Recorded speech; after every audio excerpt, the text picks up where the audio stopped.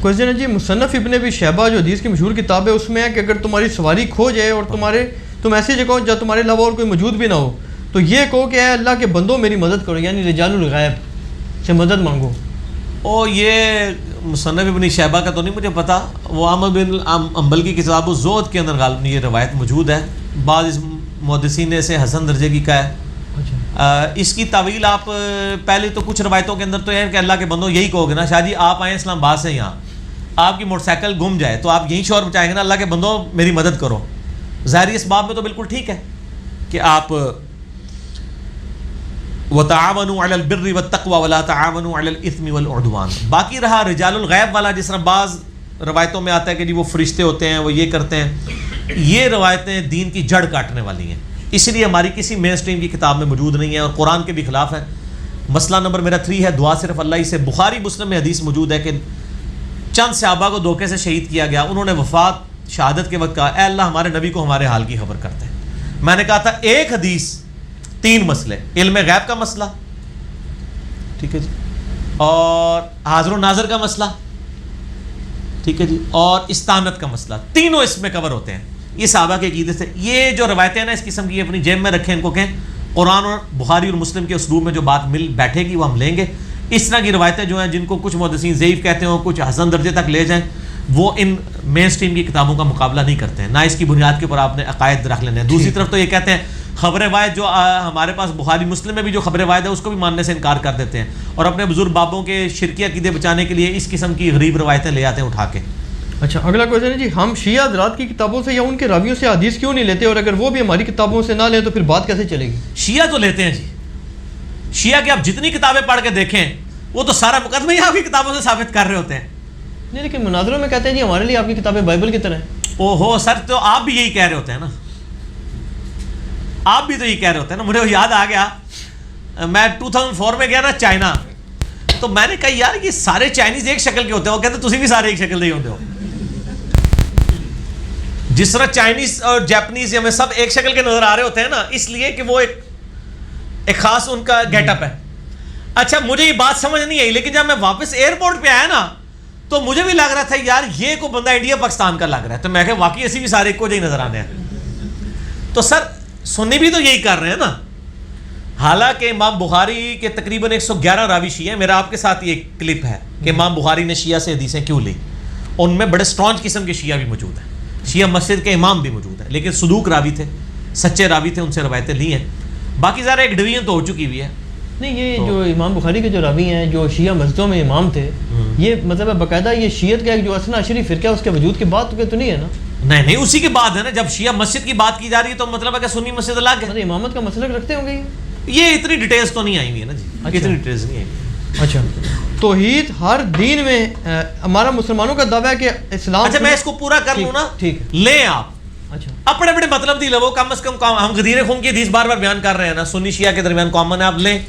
قرآن ہے کامن ہے، اس کو لیں. باقی روایتوں میں مطلب اختلاف ضرور ہے، لیکن پھر بھی میجورٹی چیزیں جو ہے نا وہ اخلاقیات کی، معاملات کی ایک جیسی ہیں جی. ایون آپ اگر ٹی وی پہ پروگرام دیکھیں تو آلموسٹ سنی شیعہ ایک ہی جواب دے رہے ہوتے ہیں، جو مولوی بیٹھے ہوئے ہوتے ہیں. کسی مسئلے میں اختلاف آتا ہے، زیادہ تر تو سارے ایک جیسے ہی جواب دے رہے ہوتے ہیں. میں نے تو نہیں دیکھا کوئی زیادہ اختلاف. اور ایون کہ توحید اور بدعت تو ان کے یہاں بھی بالکل سخت ہے. ہاں جی سخت ہے روایات. بدعت تو پروٹیسٹنٹس بھی بہت مانتے ہیں، عیسائی کرسچنس. وہ کہتے ہیں یہ جو حضرت عیسیٰ علیہ السلام کے جو بت لگائے ہوئے ہیں نا، وہ کہتے ہیں گرجوں میں بت نہیں ہونے چاہیے، بت پرستی حرام ہے.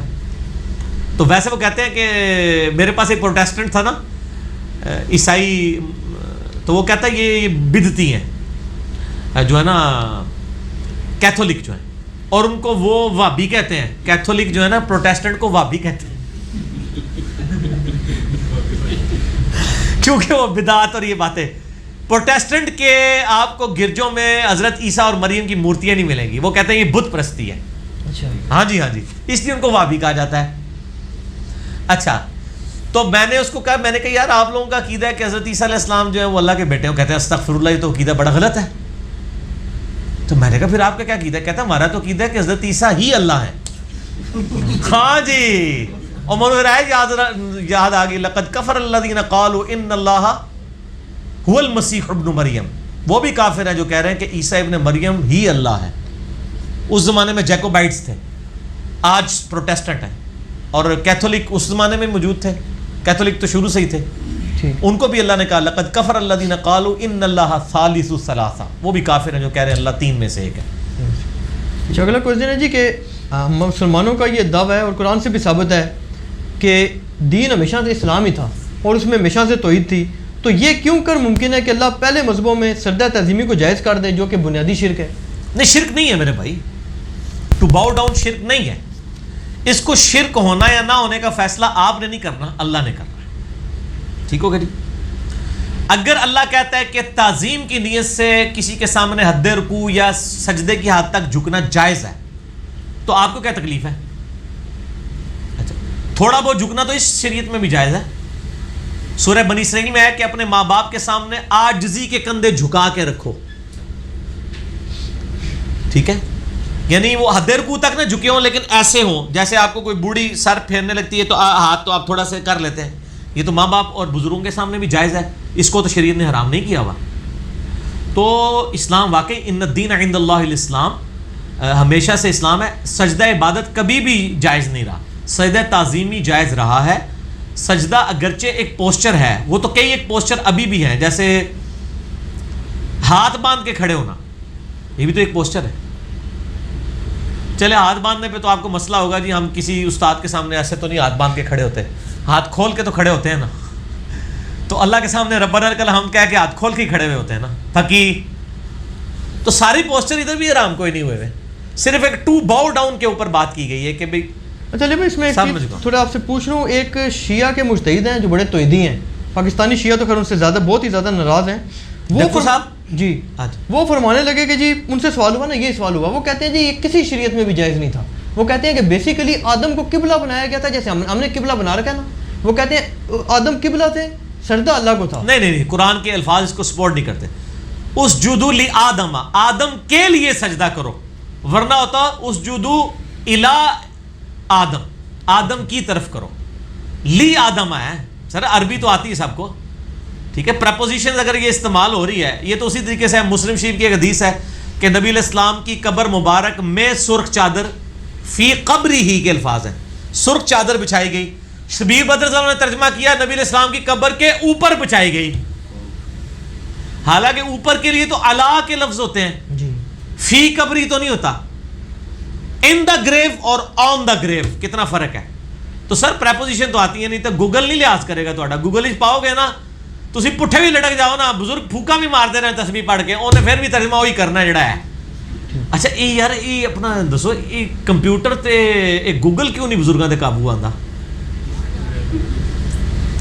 کوئی پھوک مارن نا، وابی ہو گیا ہے نہ میں وابی نہ میں بابی، میں ہوں مسلم علم و کتاب۔ اچھا ایک سوال اسی سے ریلیٹڈ آ گیا جی کہ یہ جو علماء اور صوفیاء ہیں، احمد رضا بریلوی صاحب جو تھے ان کو بھی کتاب لکھنی پڑ گئی، اس کا مطلب ہے کہ اس پہ اختلاف ان کی نظر میں تھا، تو آخر وہ مطلب سجدہ تعظیمی، ہاں تو میں نے بتایا نا ابھی جو عمران خان صاحب کے اوپر پہلا کوسچن تھا، جو سجدہ تعظیمی کو جائز کہتے ہیں وہ کس بنیاد پہ جائز کہہ رہے ہیں؟ جب وہ قرآن سے دلیل لیتے ہیں نا، حدیثوں کا انکار کرتے ہیں وہ، ہاں حدیثوں کا انکار کرتے ہیں نا۔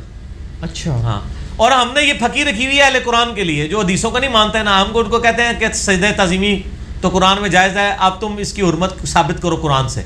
وہ کہتے ہیں سورہ حمیم سجدہ میں آیت ہے کہ مت سورج کو کرو سجدہ، نہ چاند کو کرو بلکہ اس کو کرو جس نے ان کو پیدا کیا ہے، تو اس سے سجدہ تعظیمی کی حرمت ثابت ہوتی ہے۔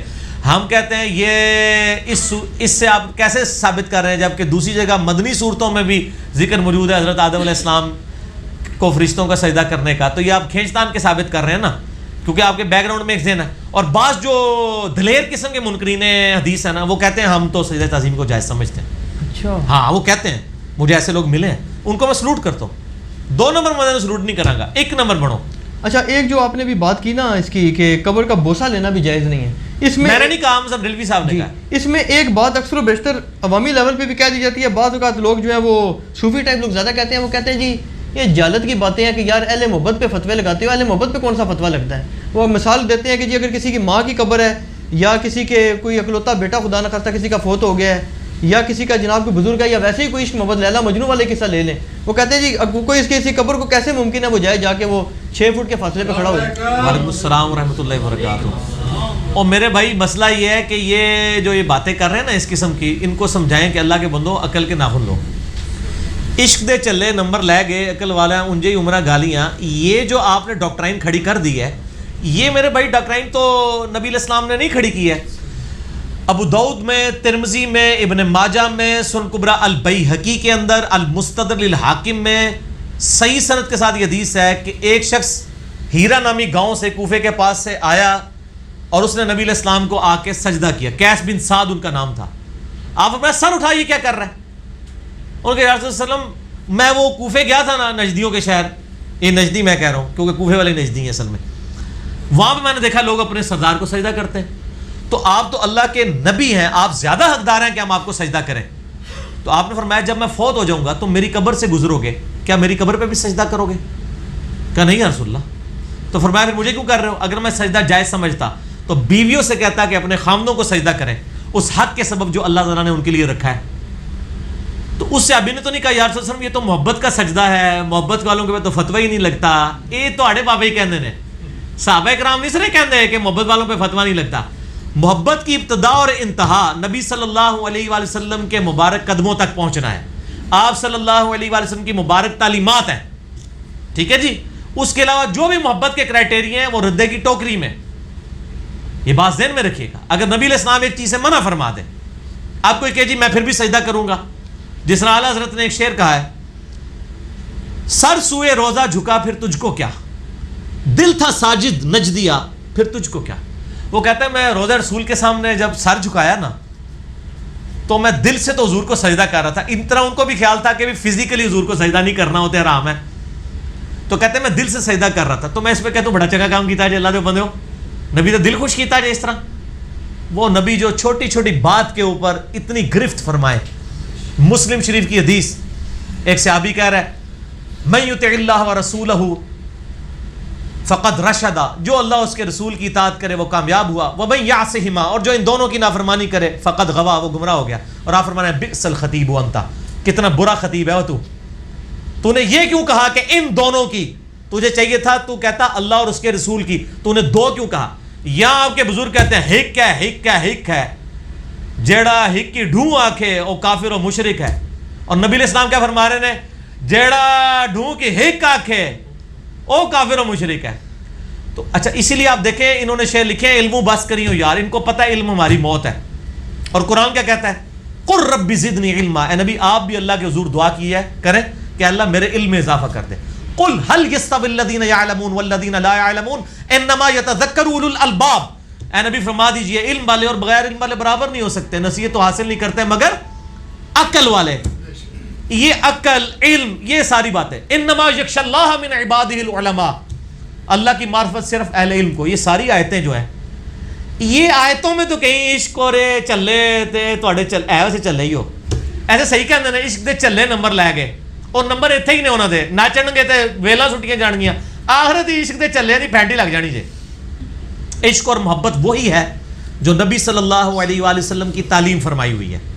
ادروائز جو بھی آپ چیز, آگے بندہ کہتا ہے جی نبی علیہ السلام جو ہے میں آپ کو سجدہ کروں گا, حضرت آدم کو بھی تو فرشتوں نے کیا تھا. تو اسی لیے کہا جاتا ہے حکم جو ہے ادب پر فوقیت رکھتا ہے, ٹھیک ہے جی. اگر حکم ادب پہ فوقیت رکھتا ہے اور آپ کا جعلی عشق تو ہے ہی کسی کھاتے میں نہیں, اس پہ حکم نہیں فوقیت رکھے, تو یہ جعلی باتیں. وہ کہتے ہیں جی بلے شاہ نے نچ کے مرشد بنایا سی, تو اعلیٰ حضرت تو خود احکام شریعت میں لکھ رہے ہیں کہ یہ قوالی ناچ گانا یہ صوفیاء کی بدعت ہیں, اور ہم یہ شرم کا مقام ہے کہ ہم تمہیں بخاری مسلم ابو داؤد ترمذی نسائی ابن ماجہ سے حدیثیں پیش کرتے ہیں ان چیزوں کی حرمت پہ, اور تم ہمیں بزرگوں کے واقعات سناتے ہو. ان روایتوں کا کیا کام؟ آپ کے ساتھ ہی میرا قوالی والا کلپ بھی ریکارڈڈ موجود ہے. وہ صوفیاء تو اہل حضرت کو بھی نہیں نہ مانتے جی, صوفی اہل حضرت کو بھی کوئی نہیں مانتے. تو پھر اس کا مطلب ہے کہ ہمیں یہ تانا دیتے تھے تھوڑا کو روحانی باپ کوئی نہیں ہے, یہ مطلب انہوں نے بھی کوئی نہیں ہے. پھر اعلیٰ حضرت کو اگر نکال دیتے ہیں تو پیچھے کیا رہ جاتا ہے؟ اعلیٰ حضرت کا تو ان کو شکر گزار ہونا چاہیے کہ ان کے جو جعلی عقیدے تھے نا, جن کے پیچھے کوئی قرآن و حدیث کی آیات نہیں تھی, ان کو بھی اعلیٰ حضرت نے کسی طریقے سے ثابت کاری دی ہے. نہیں وہ کہتے ہیں نہیں سارے مولوی ہیں. ہاں تو پھر کیا ہے صاحب, وہ کیا لفظ کرتے ہیں, کہتے ہیں صاحب شریعت ہے, ایک صاحب وہ دل ہے کہ کیا ہے وہ نہیں. صاحب دل یعنی وہ ہوتا ہے جو قرآن حدیث پہ عمل نہیں کرتا, بس ان کا کنسیپٹ ہے نا جی, تو وہ آپ اپنے پاس جیب میں رکھیں نا. لائن ہے, ہم تو آپ کے نبوی بھائی ہیں, ہمیں آپ نے کوئی بات کرنی ہے نبی علیہ السلام کے ریفرنس سے کرنی ہے, ٹھیک ہے. اس قسم کی باتیں کرنی ہے تو جائیں گرو نانک سے کریں, پنجا صاحب چلے جائیں. ہمیں بات کرنی ہوگی قرآن و سنت سے کرنی ہوگی, کیونکہ نبی علیہ السلام نے یہ تو نہیں فرمایا میں اپنے بعد فلانا بزرگ چھاڑ کے جا رہے ہیں. آپ نے فرمایا تھا 2 چیزیں چھوڑ کے جا رہا ہوں, اللہ کی کتاب اور میری سنت. اور غدیر خم پہ فرمایا اللہ کی کتاب اور میرے اہل بیت, اور اہل بیت کا احترام کرنا, اللہ کی کتاب کو پکڑنا. ان کو کہیں کہ اپنا ایک عقیدہ کتاب و سنت سے ثابت کریں جس عقیدے میں ہم سے تفرد رکھتے ہیں. ٹھیک ہے.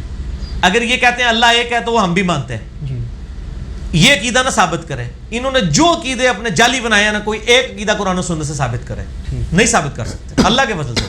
اچھا ایک سوال یہ جی کہ ایک جو ہے صحابی حضرت ابو غادیہ, ان کے اوپر یہ بات ثابت ہے کہ انہوں نے حضرت عمار یاسر رضی اللہ عنہ کو قتل کیا تھا. تو یہ انٹرنیٹ پہ کسی بندے نے سوال کیا, تو انہوں نے ایک مودی سے ان کے شاگرد ہیں, انہوں نے جواب دیا کہ بھی اس وقت 2 لوگوں نے یہ دعویٰ کیا تھا اور حضرت ابو غادیہ جو ہے ان کو اجتہادی غلطی لگ سکتی ہے.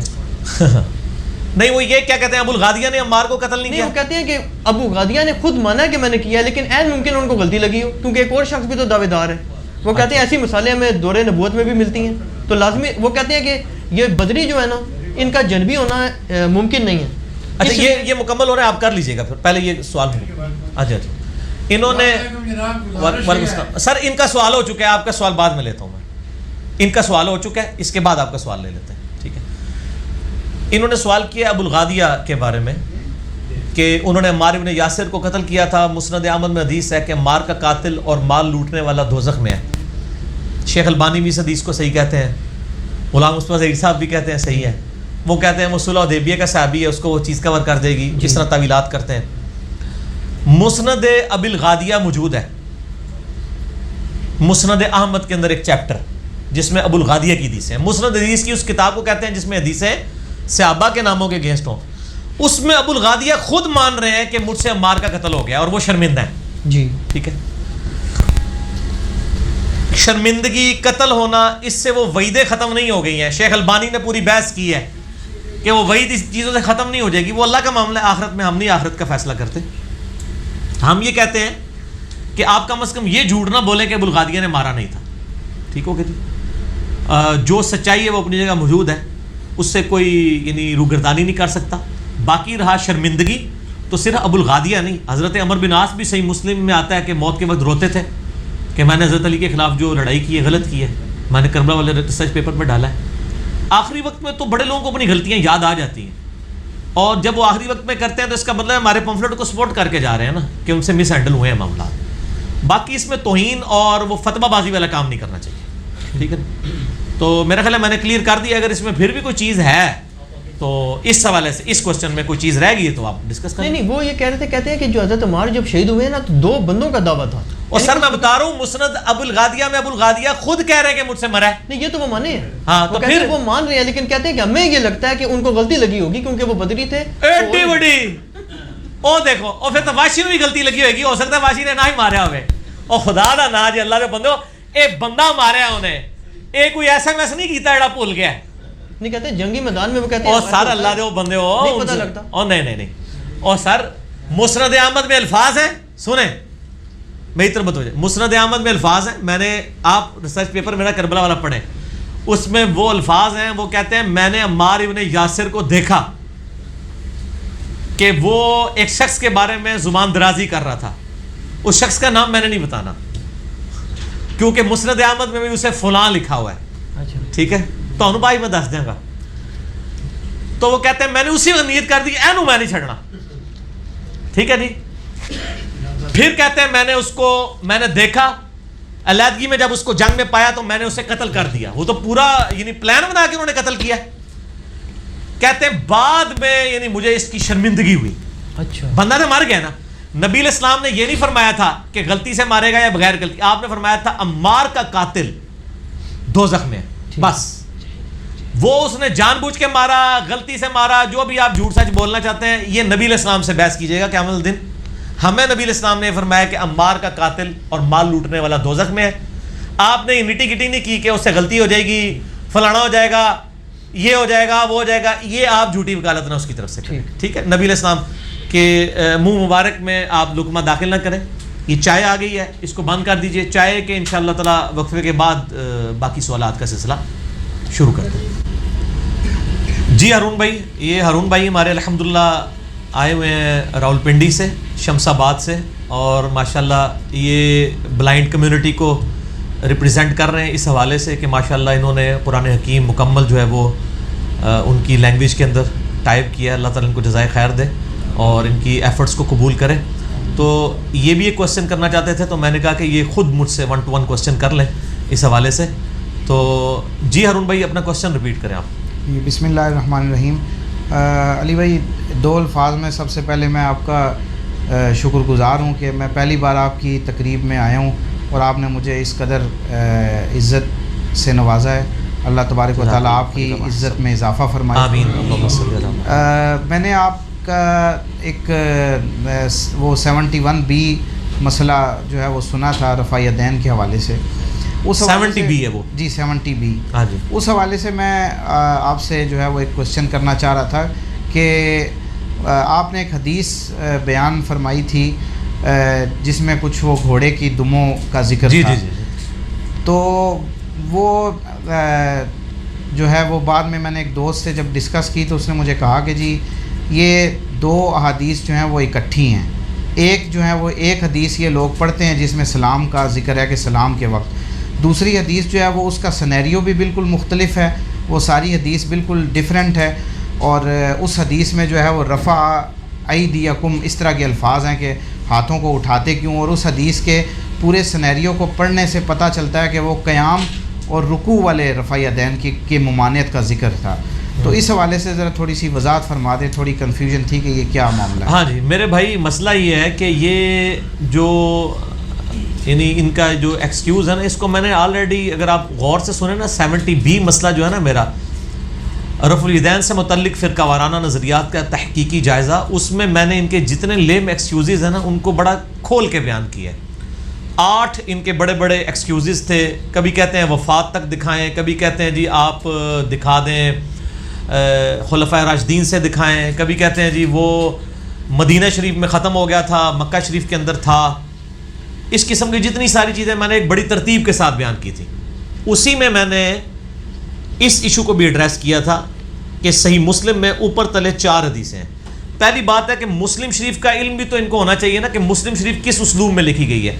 صحیح مسلم میں ایک حدیث کے اگر 1 سے زیادہ طرق ہوتے ہیں نا 1 سے زیادہ طرق تو وہ طرق جو ہیں وہ امام مسلم ایک جگہ کے اوپر لکھتے ہیں ترتیب کے ساتھ تاکہ پورا سینیریو پتہ چل جائے. صحیح مسلم کی جو پہلی 4-5 حدیثیں ہیں وہ ایک ہی حدیث ہے مختلف اصحاب سے ہے کہ نبی صلی اللہ علیہ وآلہ وسلم نے فرمایا دیکھنا میری طرف کوئی ایسی بات منسوب نہ کرنا کہ جو میں نے نہیں فرمائی ورنہ اپنا مقام دوزخ میں دیکھ لینا.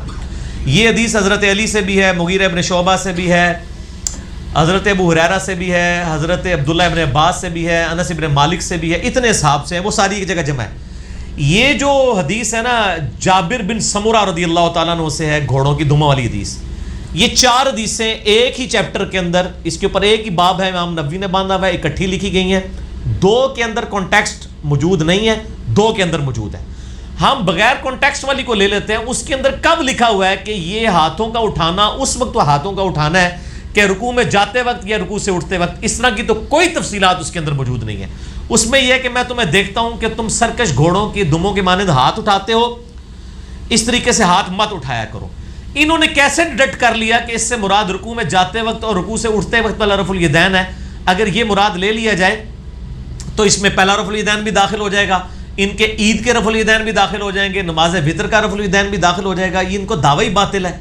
یہ تو اسی طریقے سے کہتے ہیں کہ جی وہ نبی علیہ السلام جب نماز شروع کرتے تو اللہ اکبر کہتے ہیں, رکوع میں جاتے تو اللہ اکبر کہتے ہیں, رکوع سے سر اٹھاتے تو سمی اللہ لمن حمیدہ کہتے ہیں. بخاری مسلم کی حدیث لیتے ہیں اور پھر کہتے ہیں دیکھیں اس میں تو رفع الیدین نہیں, اس میں تو پہلا رفع الیدین بھی موجود نہیں ہے.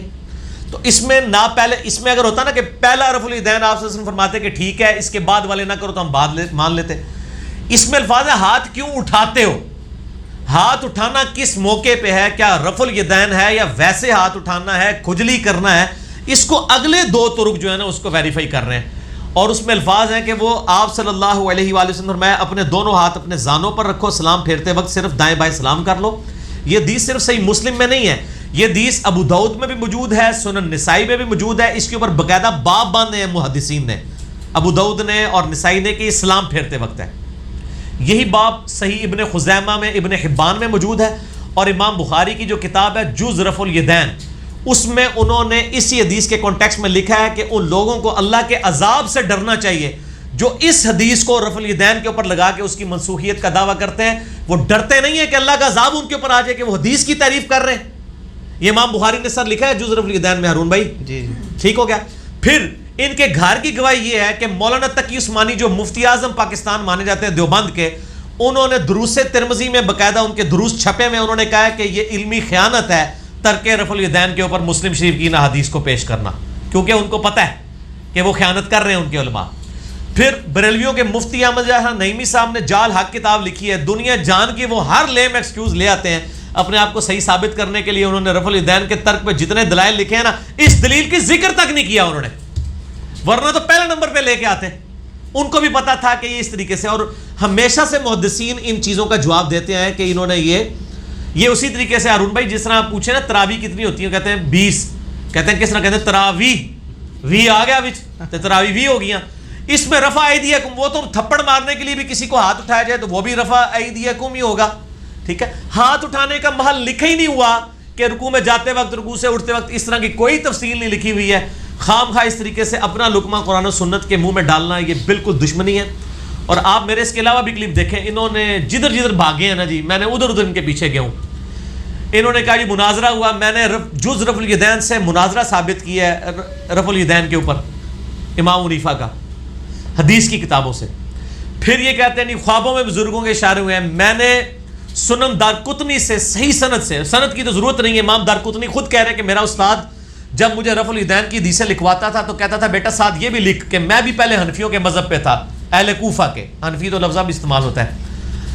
لیکن ایک رات نبی علیہ السلام کی مجھے خواب میں زیارت ہوئی، آپ نے رکوع میں جاتے وقت اور اٹھتے وقت رفع الیدین کیا، تو میں بھی پھر اس طریقے سے نماز شروع ہو گیا. یہ رفع الیدین کی حدیثوں کے ساتھ امام دارقطنی کے استاد لکھوایا کرتے تھے، اور میں نے ایچ ڈی کیمرے میں وہ سنن دارقطنی بریلویوں کا ترجمہ دکھایا. سند کی ضرورت ہی کوئی نہیں، امام دارقطنی خود اپنے استاد سے نقل کر رہا ہے. اب ہم ان کو خواب بھی دکھا رہے ہیں محدثین کے، ان کے بابوں کے نہیں، پیچھے کون سی بات رہ گئی ہے. ٹھیک ہو گیا. تو دل بے ایمان تے اجتا ٹیر، ان کی جتنے لیم ایکسکیوزز ہیں نا میں نے ان تمام کے جواب دیے ہیں، اور اس میں نے اس ایشو کو بھی ایڈریس کیا. تو آپ کو سمجھ آ گئی بات کی؟ ہاں جی. تو آپ وہ 70B دوبارہ دیکھیں نا، اس میں یہ عدم ذکر کی روایتیں بھی لے آتے ہیں. اچھا پہلے انہوں نے بڑا جھوٹ بولا، کتابوں کے اندر لکھا جی مکے میں رفع الیدین ہوتا تھا، مدینے میں ختم ہو گیا.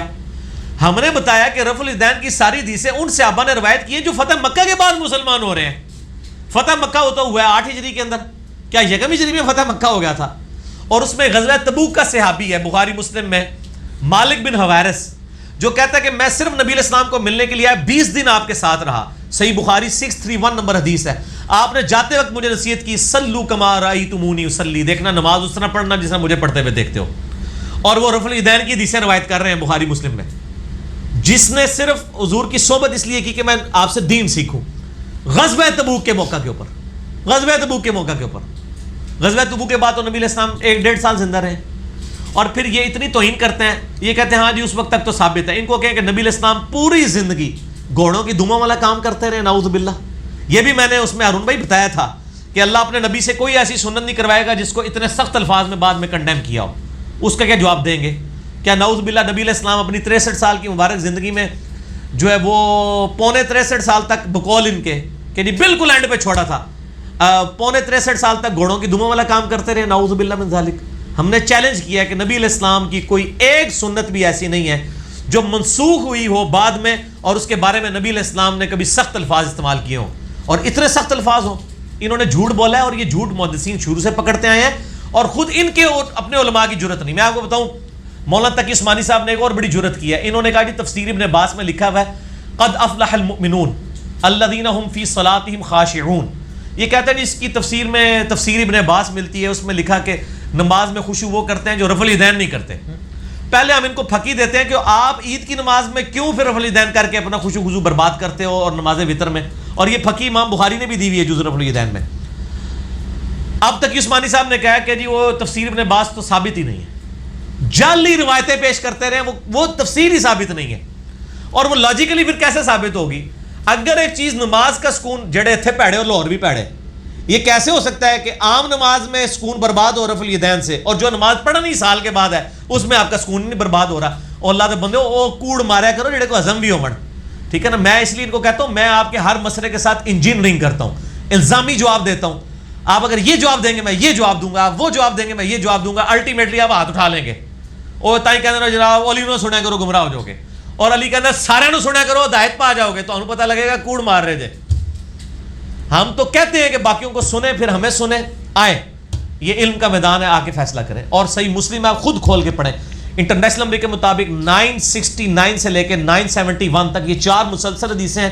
اس پہ امام نووی نے باب باندھا ہے, ٹھیک ہے, جنہوں نے مسلم کی تبویب کی ہے کہ سلام پھیرتے وقت ہاتھ سے اشارہ نہ کیا جائے. یہ سارے محدثین کا موقف ہے.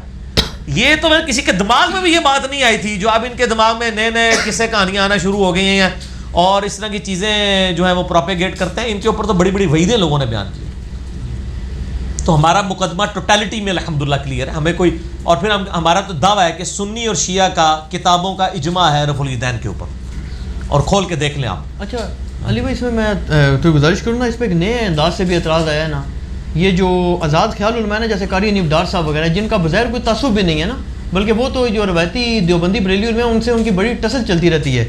انہوں نے پچھلے دنوں کہا, غامدی صاحب کا بھی تقریباً اسی قسم کا موقف ہے, وہ بیان نہیں کرتے کہ یہ جو امام ابو حنیفہ رحمۃ اللہ علیہ ہیں نا, یہ سب سے زیادہ پرانے ہیں, اور حدیث کی کتابیں ان کے بعد ہے. تو وہ کہتے ہیں جی کہ ہم یہ سمجھتے ہیں کہ انہوں نے جس کو دیکھا ہے نا, وہ کہتے ہیں جب امام بخاری نے نماز کس کو دیکھ کے شروع کیا, وہ کہتے ہیں اپنی والدہ کو دیکھ کے کیا نا, بخاری تو نہیں تھی.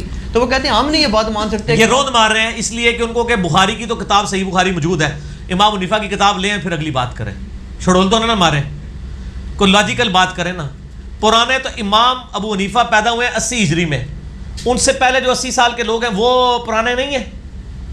تو وہ کہتے ہیں انہوں نے انہیں کو دیکھا ہوگا, رفع الیدین نہیں کرتے. دیکھا ہوگا تو تب ہے نا جب امام حنیفہ رحمہ اللہ کی وہ کتاب موجود ہو, کتاب موجود ہو. پھر امام حنیفہ رحمہ اللہ کے زمانے میں جو اور باقی محدثین ہیں جو ان کے استاد ہیں, کون ہے جی؟ امام جعفر ہے نا جی. امام جعفر تو رفع الیدین کرتے تھے نا, سنی شیعہ دونوں مانتے ہیں جی. تو انہوں نے کس کو دیکھا ہے؟ امام حنیفہ نے تو چلو کسی کو دیکھا ہے نا, امام جعفر کس کو دیکھ کے گئے, ٹھیک ہے. تو یہ بات ہے نا ایک دعویٰ کرنا. اور پھر ان کے لیے تو میرے پاس بہت بڑی پھکی ہے, نیف ڈار پارٹی کے لیے, یہ عملی تواتر اجماع کو مانتے ہیں جی. تو ان کو کہیں کہ عملی تواتر جو ہے وہ جہاں پہ دودھی دودھ دے کے جاتا ہے وہاں کا مانا جائے گا, یا جہاں پہ بھینس موجود ہو وہاں کا مانا جائے گا. دودھی تو گٹر کا پانی بھی ملا کے آپ کو, تالاب کا بھی پانی ملا کے دے گا. ہمارے تو یہاں پہ دودھی لے گئے ہیں سارا کچھ. دین کہاں پہ نازل ہوا ہے؟ عرب کی سرزمین میں. اور تاریخ میں کبھی عرب کی سرزمین میں نبی علیہ السلام کی وفات کے بعد کفار کی حکومت نہیں آئی ہے. ایون برٹش حکومت میں بھی انہوں نے ان کو آزاد چھوڑا ہوا تھا. تو صحابہ کی اولادیں کہاں بیٹھی ہوئی ہیں؟ مکہ مدینے میں. تو رفع الیدین کرتے ہیں. تو عملی تواتر بھی ماننا پھر ان کا مانا جائے گا نا سر. آپ لوگوں کا تو عملی تواتر نہیں. آپ کے عملی تواتر میں تو میں نیف ڈار صاحب سے پوچھتا ہوں کہ اکثریت جو ہے وہ تو قبروں سے مانگنے کی قائل ہے. تو نیف ڈار صاحب کو کہ مانگیں گے قبروں سے, وہ کہیں گے نہیں ان کے ذاتی قائد ہے. تو ایک جگہ رکے تو صحیح نا. ہم تو کہتے ہیں آئے عملی تواتر کے اوپر, عملی تواتر پہ آئے تو عرب کا عملی تواتر مانا جائے گا, ہندوؤں کی اولادوں کا نہیں, اور سکھوں کی اولادوں کا عملی تواتر نہیں مانا جائے گا, بت پرستوں کی اولادوں کا. جو صحابہ کی اولادیں ان کا مانا جائے گا. ٹھیک ہو. اچھا اگلا کویسچن ہے جی کہ کیا سانڈ, یہ میرے خیال سے بینسے کو کہہ رہے ہیں کہ اس کی قربانی ہو سکتی ہے؟ وہ سنڈا جس کو کہتے ہیں نا, ہاں جی, آپ اس کو کہہ لیں کہ وہ جو بھینس کا میل ہے. ہاں جی, اس کے بارے میں میرا موقف یہ ہے کہ اس میں مطلب فقہاء میں اختلاف پایا جاتا ہے, اور راجع قول یہی ہے کہ بچنے میں عافیت ہے, لیکن اگر کوئی کرتا ہے تو وہ گائے کے حکم میں داخل ہے, کر سکتے ہیں. ٹھیک ہے جی. اچھا عقیقے کے لیے 2 گائے ذبح کی جا سکتی ہیں؟ نہیں کی جا سکتی جی. 2 بکریاں, 2 بکرے, یا 1 بکرا اور 1 بکری, یا 2 بکرے کرنے ہوں گے.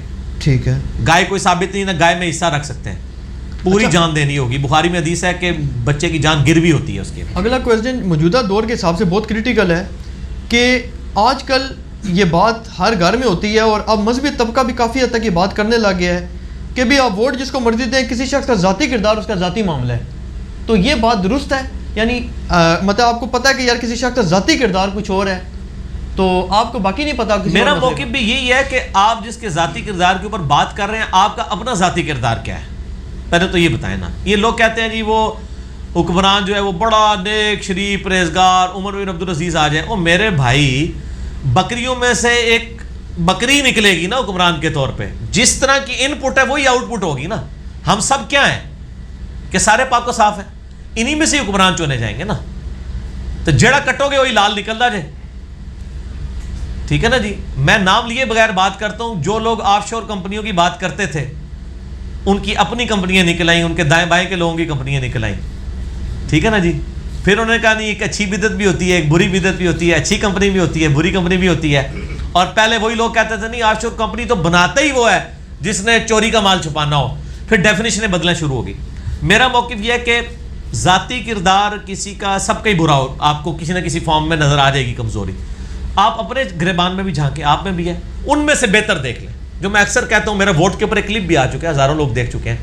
ووٹ الیکشن 2018 انجینئر مدنی مرزا لکھے, اس میں نے کھول کے کہا کہ اللہ کے بندو یہ آپ اپنا حق یوز کریں تاکہ آپ کسی نہ کسی درجے میں اپنی ان پٹ دے سکیں. باقی ظاہر ہے کہ انہی میں سے ہی چننا ہے نا.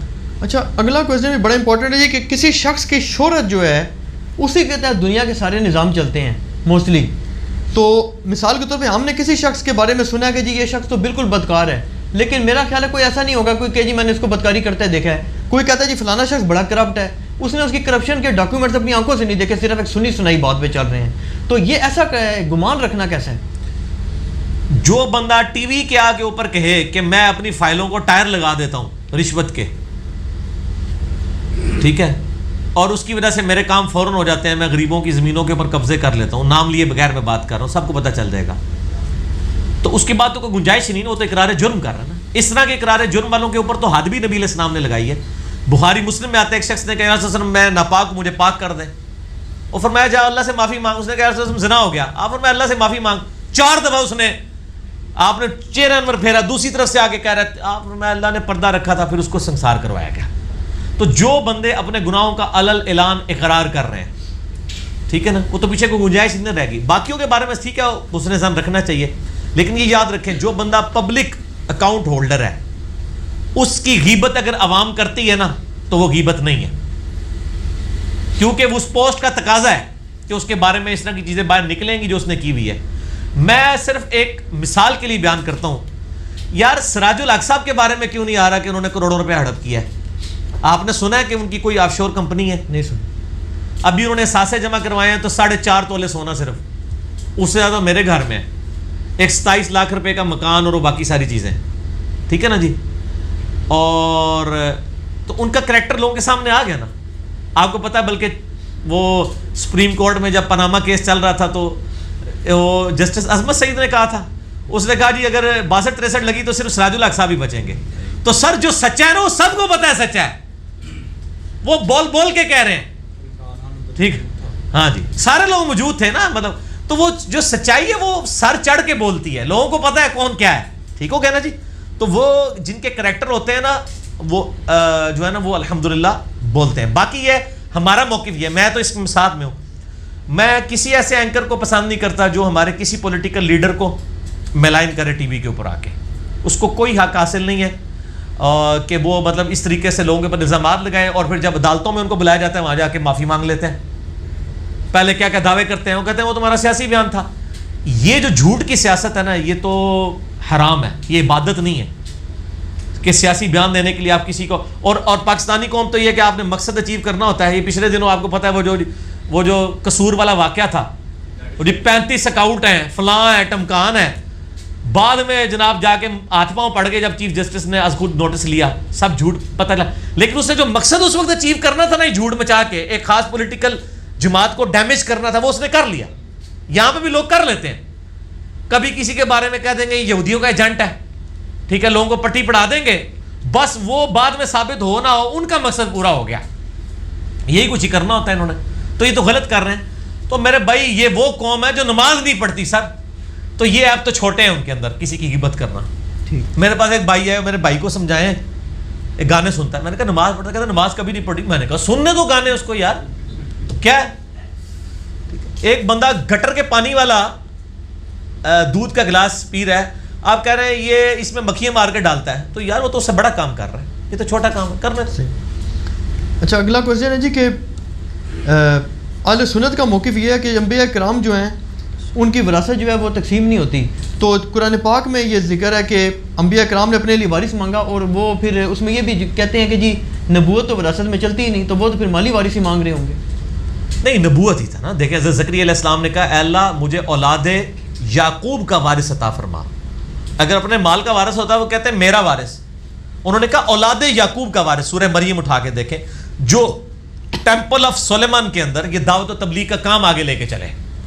ہیکل سلیمانی آپ کی ایک خانقاہ تھی نا حضرت زکریا علیہ السلام کی، آپ کو فکر تھی کہ اس کے بعد کون اس کام کو لے کے چلے گا، کوئی لائق شاگرد نہیں ہوگا، تو انہوں نے اللہ سے دعا مانگی، تو پیغمبر تھے. تو اس میں یہ ان کے مالی وارث کی طور پہ بات نہیں ہوئی ہے، وہ علمی وارث کے طور پہ بات ہوئی ہے. ظاہر ہے وہ پیغمبر بھی تھے تو وہ ظاہر ہے اس طریقے سے ہوا. لہٰذا یہاں پہ جو نبی علیہ السلام ہے باغ فدق کے حوالے سے، یعنی میرا کلپ آپ دیکھ لیں، اس کی زیادہ تفصیل میرا تو اس میں ایک ہی موقف ہے. مجھے ایک شیعہ بھائی نے بھی سرگودے سے فون کیا، مجھے کہتے ہیں یار آپ تو اتنا زیادہ چیزوں کو سمجھتے ہیں تو آپ ابو بکر کے ساتھ کیوں ہیں؟ میں نے کہا یار مولا علی ساتھ تھے نا اس ٹائم، مولا علی اگر پھڈا پا لیندے تو میں بھی فدق کی پھڈا پا لینا، وہ چپ رہے نے تو میں بھی چپ ہاں، میں شاہ وفادار تھے نہیں نا. میں نے کہا اس کا جواب ہے تو بتاؤ. کہتا جی اس بات کا جواب کوئی نہیں ہے. میں نے کہا مولا علی سیدہ فاطمہ سے زیادہ محبت رکھتے تھے یا تم اور میں؟ اگر انہوں نے خاموشی اختیار کی ہے. میں آپ کو بتاؤں جو ایران کے شیعہ ہیں نا بڑے ڈفرینٹ ہیں. مجھے ایک بھائی ای میل کرتے ہیں، میں ان کا آن ایئر نام نہیں لیتا کیونکہ مجھے ان کی طرف سے اجازت نہیں ہے. انہوں نے 5B کا ترجمہ فارسی میں بھی کیا، کم میں وہ پڑھ رہے ہیں، تو مجھے کافی حوالے جو ہیں شیعہ کی کتابوں سے بھیجتے رہتے ہیں. نہج البلاغہ سے انہوں نے حوالے بھیجے اور کتابوں سے کہ سیدنا مولا علی کا ایک خط ہے جس میں انہوں نے حضرت عثمان کو داماد رسول لکھا ہے، نہج البلاغہ میں. رولیم ہو گیا. اچھا پھر انہوں نے حضرت حسین علیہ السلام کے جو خطوط ہے نا وہ خطوط کچھ شیعہ کی کتابوں سے بھیجے جس میں انہوں نے معاویہ کو خط لکھا ہے کہ میں تمہیں تلقین کرتا ہوں کہ تم خلفائے راشدین کی سنت پہ چلو. تو اس کا مطلب حضرت حسین علیہ السلام خلفائے راشدین کو مانتے تھے. پھر وہ مجھے کہنے لگے کہ جی ایران کے اندر یہ والی تقسیم اس طرح نہیں پائی جاتی ہے، وہ زیادہ سے زیادہ یہ اختلاف رکھتے ہیں کہ پولیٹیکلی بھی نبی علیہ السلام کے سکسیسر حضرت علی کو ہونا چاہیے تھا. وہ کہتے ہیں مذہبی طور پہ تو تھے، وہ ظاہر مذہبی طور پہ تو تھے نا. دیکھیں حضرت ابو بکر کا مسئلہ پھنستا ہے تو مولا علی سے پوچھتے ہیں، حضرت عمر کا کوئی مسئلہ پھنستا ہے مولا علی سے پوچھتے ہیں، حضرت عثمان کا مسئلہ کو پھنستا ہے مولا علی سے پوچھتے ہیں، اما عائشہ کو مسئلہ پھنستا ہے تو وہ کہتے ہیں علی ابن ابی طالب کے پاس جاؤ، صحیح مسلم 639 نمبر حدیث. تو روحانی تو ساروں کے وہ تھے مرشد، من کنت مولا ہو فہذا علی مولا ہو، مولا تھے وہ سب کے روحانی طور پہ. باقی رہی پولیٹیکلی تو میں نے نہج البلاغہ سے 5 خطبے پیش کیے ہیں مولا علی کے خلفائے راشدین کی شان کے اندر. تو ٹھیک ہے، مسئلہ 162A ہے اس میں، بلکہ آپ حارث بھائی تھے اس میں، یہ بھی آئے ہوئے تھے سیالکوٹ سے اس وقت. میں نے وہ ایک کتاب میں اور وہ الحمدللہ اتنی پذیرائی ملی ہے نا، اس کے تو کلپس لاکھوں لوگوں نے دیکھے ہیں. مولا علی کے خطبات میں نے دکھائے ہیں. وہ تو شیعہ جا کے ذاکرین کو پڑھ گئے، انہوں نے کہا کیڑی نہج البلاغہ اللہ دے بندے، اے دیکھو حضرت عمر کی شان میں خطبے ہیں. ٹھیک ہے جی، یہ تو ماشاء اللہ تعالی ہم نے جس طریقے سے سچائی کی آواز کو بلند کیا ہے الحمدللہ لوگوں تک بات پہنچی ہے. ٹھیک ہے جی. ہاں جی شاہ جی اگلا سوال کریں. جج اگر کھلا کروا دے تو کیا اس کی کیا شرعی حیثیت ہے؟ خامد نہ دینا چاہ رہا ہو طلاق، خامد بنے ہوئے بدماش. ٹھیک ہے نا جی. تو یہ عورت جو بیچاری جاتی ہے نا ججوں تک، تو ظاہر قانونی طور پہ اس لیے جاتی ہے کہ وہ اس کو نہیں دینا چاہتا. تو یہ یاد رکھیں، میرا ایک ہے نکاح خلا طلاق، اس کے اوپر یوٹیوب پہ کلپ ہے، لاکھوں لوگ دیکھ چکے ہیں، وہ آپ دیکھیں. جس طرح 3 طلاقیں دینا ایک مرد کا حق ہے نا، جب چاہے بغیر وجہ کے بھی دے لے، اللہ کے حضور مجرم ہوگا لیکن دنیا میں اسٹیبلش ہو جائے گی. بالکل اس طریقے سے کوئی عورت بغیر وجہ کے بھی اپنے خاوند سے طلاق لے سکتی ہے، یہ کہہ کے کہ میں اس کے ساتھ نہیں رہنا چاہتی. اور مجھے ایک انڈیا سے ایک بھائی نے رابطہ کیا، وہ کہنے کا جی وہ دیکھیں میرے ساتھ بڑی زیادتی ہوئی ہے، میری بیوی نے کہا ہے کہ جی وہ میں نہیں ساتھ رہنا. جی جب جج نے اس سے پوچھا کہ وجہ، اس نے کہا وجہ کوئی نہیں، بس میں نہیں رہنا چاہتی، تو اس نے خلا کروا دیا. تو میں نے کہا سب سے بڑی وجہ ہی دنیا میں یہ ہے کہ میں تیرے ساتھ نہیں رہنا چاہتی. نہیں اس میں حدیث جو آتی ہے کہ جنت کی خوشبو بھی نہیں پائے گی جو بلا وجہ. سر وہ تو آخرت کا معاملہ ہے نا، دنیا میں اسٹیبلش ہو جائے گا. اچھا یہ خوشبو والے معاملے خامدوں کو کیوں نہیں بتاتے ہیں کہ جو خامد نہ کر رہے ہوتے ہیں، وہ آخرت کا معاملہ ہے. ٹھیک ہے نا جی، وہ دنیا کا معاملہ نہیں، دنیا میں تو اسٹیبلش ہو جائے گی. وہ اگر نجائز کر رہی ہے تو وہ ٹھیک، لیکن یہ اس میں کہ وہ ناحق کرے. تو اگر ایک عورت کہتی ہے میں اس مرد کے ساتھ میرا دل نہیں لگتا، تو یہ نجائز وجہ نہیں ہے، یہ جائز وجہ ہے. وہ جو بخاری میں آتا ہے، وہ ایک صحابی تھے، ان کی جو بیوی تھی، دونوں غلام تھے نا، تو وہ آزاد ہو گئی، تو وہ گلیوں میں روتا پھرتا تھا. بخاری میں آتا ہے اس کی داڑھی بھی آنسوں سے تر ہو جاتی تھی. حضور صلی اللہ علیہ وسلم کے پاس آیا، رسول میری بیوی یہ تو میرے ساتھ نہیں رہنا چاہتی. وہ آزاد ہو گئی تھی. تو آزاد کا رول یہ ہے کہ اگر عورت آزاد ہو اور مرد غلام ہو تو وہ پھر اس سے علیحدگی اختیار، کیونکہ آزاد عورت کا تو مقام زیادہ ہے. نبی علیہ السلام نے کہا کہ تو اس کے ساتھ رہ. اس نے کہا رسول یا مجھے حکم دے رہے ہیں یا مشورہ؟ ان کا میں حکم تو نہیں دے سکتا، ادھر ہوتا تو کوئی 2-4 وہ پیدا ہو جاتے کلاشن کوفم والے, گستاخی کا فتویٰ لگانے والے, لیکن ان کو تو دین کی سمجھ تھی نا. نبی علیہ السلام فرمایا کہ معاذ اللہ میں کیوں حکم دوں گا جب اللہ نے اجازت دی ہے. تو ان کا یا رسول اللہ اگر آپ کا مشورہ ہے تو پھر میں نہیں مانتی. حق حاصل ہے, یہ صحیح بخاری میں حدیث موجود ہے, تو یہ حق حاصل ہے. وہ تو نجائز والا معاملہ ہے نا, اور وہ فیصلہ آج کی عدالتوں نے نہیں کرنا. عدالت کا کام ہے خلا کا کیس آئے, خامند کو بلائے, وہ نہیں دیتا, بدماشی پہ اڑا ہوا ہے, تنسیخ نکاح کرے, دیٹس آل. اچھا یہاں کیا عدالت کو کیوں نہیں حاصل؟ اچھا جی عدالت نہیں کرنا ہے نا, اور کیا کرے, کدھر جائے گی؟ ٹھیک. وہ تو دے نہیں رہا طلاق. اور خلا میں بڑا فائدہ ہے کیونکہ خلا کے بعد دوبارہ سے نکاح بھی ہو سکتا ہے, 3 طلاق کے بعد نہیں ہو سکتا, اس لیے ہم کہتے ہیں خلا ہی والا کام ٹھیک رہتا ہے. ٹھیک. امام بخاری اور امام مسلم رحمۃ اللہ علیہ کا اپنے دور میں کیا سٹیٹس تھا, اور ان کی کتابوں کے کلی طور پہ صحیح ہونے پر اجماع امت اس زمانے میں تھا یا بعد میں ہوا؟ نہیں, ظاہر ہے اس زمانے میں جب امام بخاری امام مسلم آئے نا جی, اس وقت بڑے بڑے ائمہ دنیا میں موجود تھے. احمد بن حنبل تھے, امام اسحاق بن راہویہ تھے, اور بڑے بڑے ائمہ تھے, لیکن ان کو پتہ ہی نہیں تھا کہ یہ جناب کوئی نیا ہی سورج طلوع ہونے والا ہے. جب امام بخاری آئے ہیں تو پھر تو ان کے استاد بھی کہتے تھے کہ علم حاصل کرنا تو بخاری کے پاس جاؤ, ٹیلنٹ ہے نا. تو ان کے زمانے میں ہی لوگوں نے ان کو ایکسیپٹ کر لیا تھا کہ ایکسٹرا آرڈنری جینیس پرسنالٹی ہے. اور باقی یہ کہ ان کو پھر جیلسی کی وجہ سے تکلیفیں بھی اٹھانی پڑیں. باقی یہ تقریباً 300 سال کا عرصہ لگا ہے امت کو اس بات میں پہنچنے میں کہ بخاری مسلم کے پائے کی کتابیں کوئی نہیں ہیں. اب تو ماشاءاللہ اسٹیبلش ہو چکی ہے. اہل سنت کے ہاں تو اجماع امت ہے. حجت اللہ البالغہ میں شاہ ولی اللہ دہلوی نے اجماع کا دعویٰ کیا. اور یہ جو کہتے ہیں کہ بعض مناظر ٹائپ لوگ کہتے ہیں کہ جی, بعض رافضی بھی کہتے ہیں کہ جی امام بخاری کی تکفیر کی گئی غالباً خلق قرآن کے مسئلے پہ. نہیں, تکفیر نہیں کی ہے, وہ امام زولی نے ان سے اختلاف کیا تھا. امام زولی سے امام بخاری نے بخاری میں حدیثیں بھی لی ہیں. امام زولی ان کے استاد تھے نا, وہ غلوب کرتے تھے اس مسئلے کے اندر. ان کا موقف غلط تھا, امام بخاری کا موقف ٹھیک تھا. کیا تھوڑا ایکسپلین کر. اب وہ موقف یہ تھا کہ وہ یہ کہتے تھے یہ جو قرآن پاک میں جو مصحف کاتب لکھتا ہے نا یہ بھی غیر مخلوق ہے. امام بخاری کہتے تھے کہ جو کاتب لکھ رہا ہے نا یہ تو اس کی تخلیق ہے, یہ مخلوق ہے. جس چیز کو اس نے لکھا وہ غیر مخلوق ہے. تو لاجیکل ہے نا یہ, سر یہ مخلوق ہی ہے نا, ختم ہو جائے گی. آج میں اس کو شریڈنگ میں ڈالوں ختم ہو جائے گا. قرآن تو ختم نہیں ہوگا لیکن یہ مصحف تو ختم ہو جائے گا نا. اگر یہ غیر مخلوق ہو تو ختم تو نہ ہو. اچھا مخلوق ہے نا یہ. تو یہ امام بخاری کہتے تھے کہ یہ جو 2 گتوں کے درمیان ہے یہ ہماری تخلیق ہے, اور جو اس کے اوپر لکھا ہوا ہے یہ اب ٹیکنیکل فلسفیانہ بحث ہیں. ظاہر معتزلہ بھی آگے تھے تو یہ بحث ہے. تو امام بخاری کا تو لاجیکلی آج امت کا یہی عقیدہ ہے. اس وقت زولی کا دور تھا, انہوں نے مجلس سے نکال دیا. انہوں نے کہا جو بخاری کے ساتھ ہے وہ بھی اٹھ جائے. امام مسلم بھی بیٹھے تھے وہ بھی اٹھ گئے, لیکن انہوں نے کہا میں انصاف کروں گا, میں نہ بخاری سے کوئی حدیث لکھوں گا نہ مسلم نہ امام زولی سے. امام مسلم نے کہا, یہ اکثر کہتے ہیں امام حنیفہ سے امام بخاری نے کوئی حدیث نہیں لی تو امام مسلم نے بھی تو نہیں لی بخاری سے. ان تو ریزن بتائی ہے کہ میں انصاف کروں گا, میرے دونوں استاد ہیں, میں رہے بخاری کے ساتھ وہ, لیکن احترام میں انہوں نے ان کی حدیثیں ان کو واپس کی, بخاری کی حدیثیں ان کو واپس کر دی, اور امت کے حق میں بڑی نعمت ہو گئی. کیوں؟ اس کے باوجود آدھی حدیثیں متفق علیہ ہیں بخاری اور مسلم کی, اور یہ ہمارے پاس کتنا بڑا سپورٹ ہو گیا. قرآن میں بھی آتا ہے نا ہر معاملے کے لیے 2 گواہوں کی ضرورت ہے.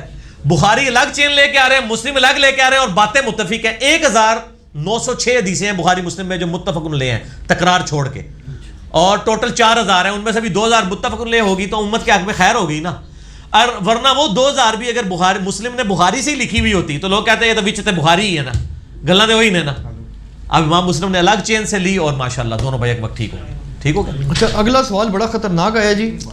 کرو جناب. وہ جو آپ فرماتے ہیں نا کہ قرآن و حدیث کو ڈائریکٹ خود پڑھیں آپ, تاکہ آپ کو مولویوں کی کارستانی پتہ چلے.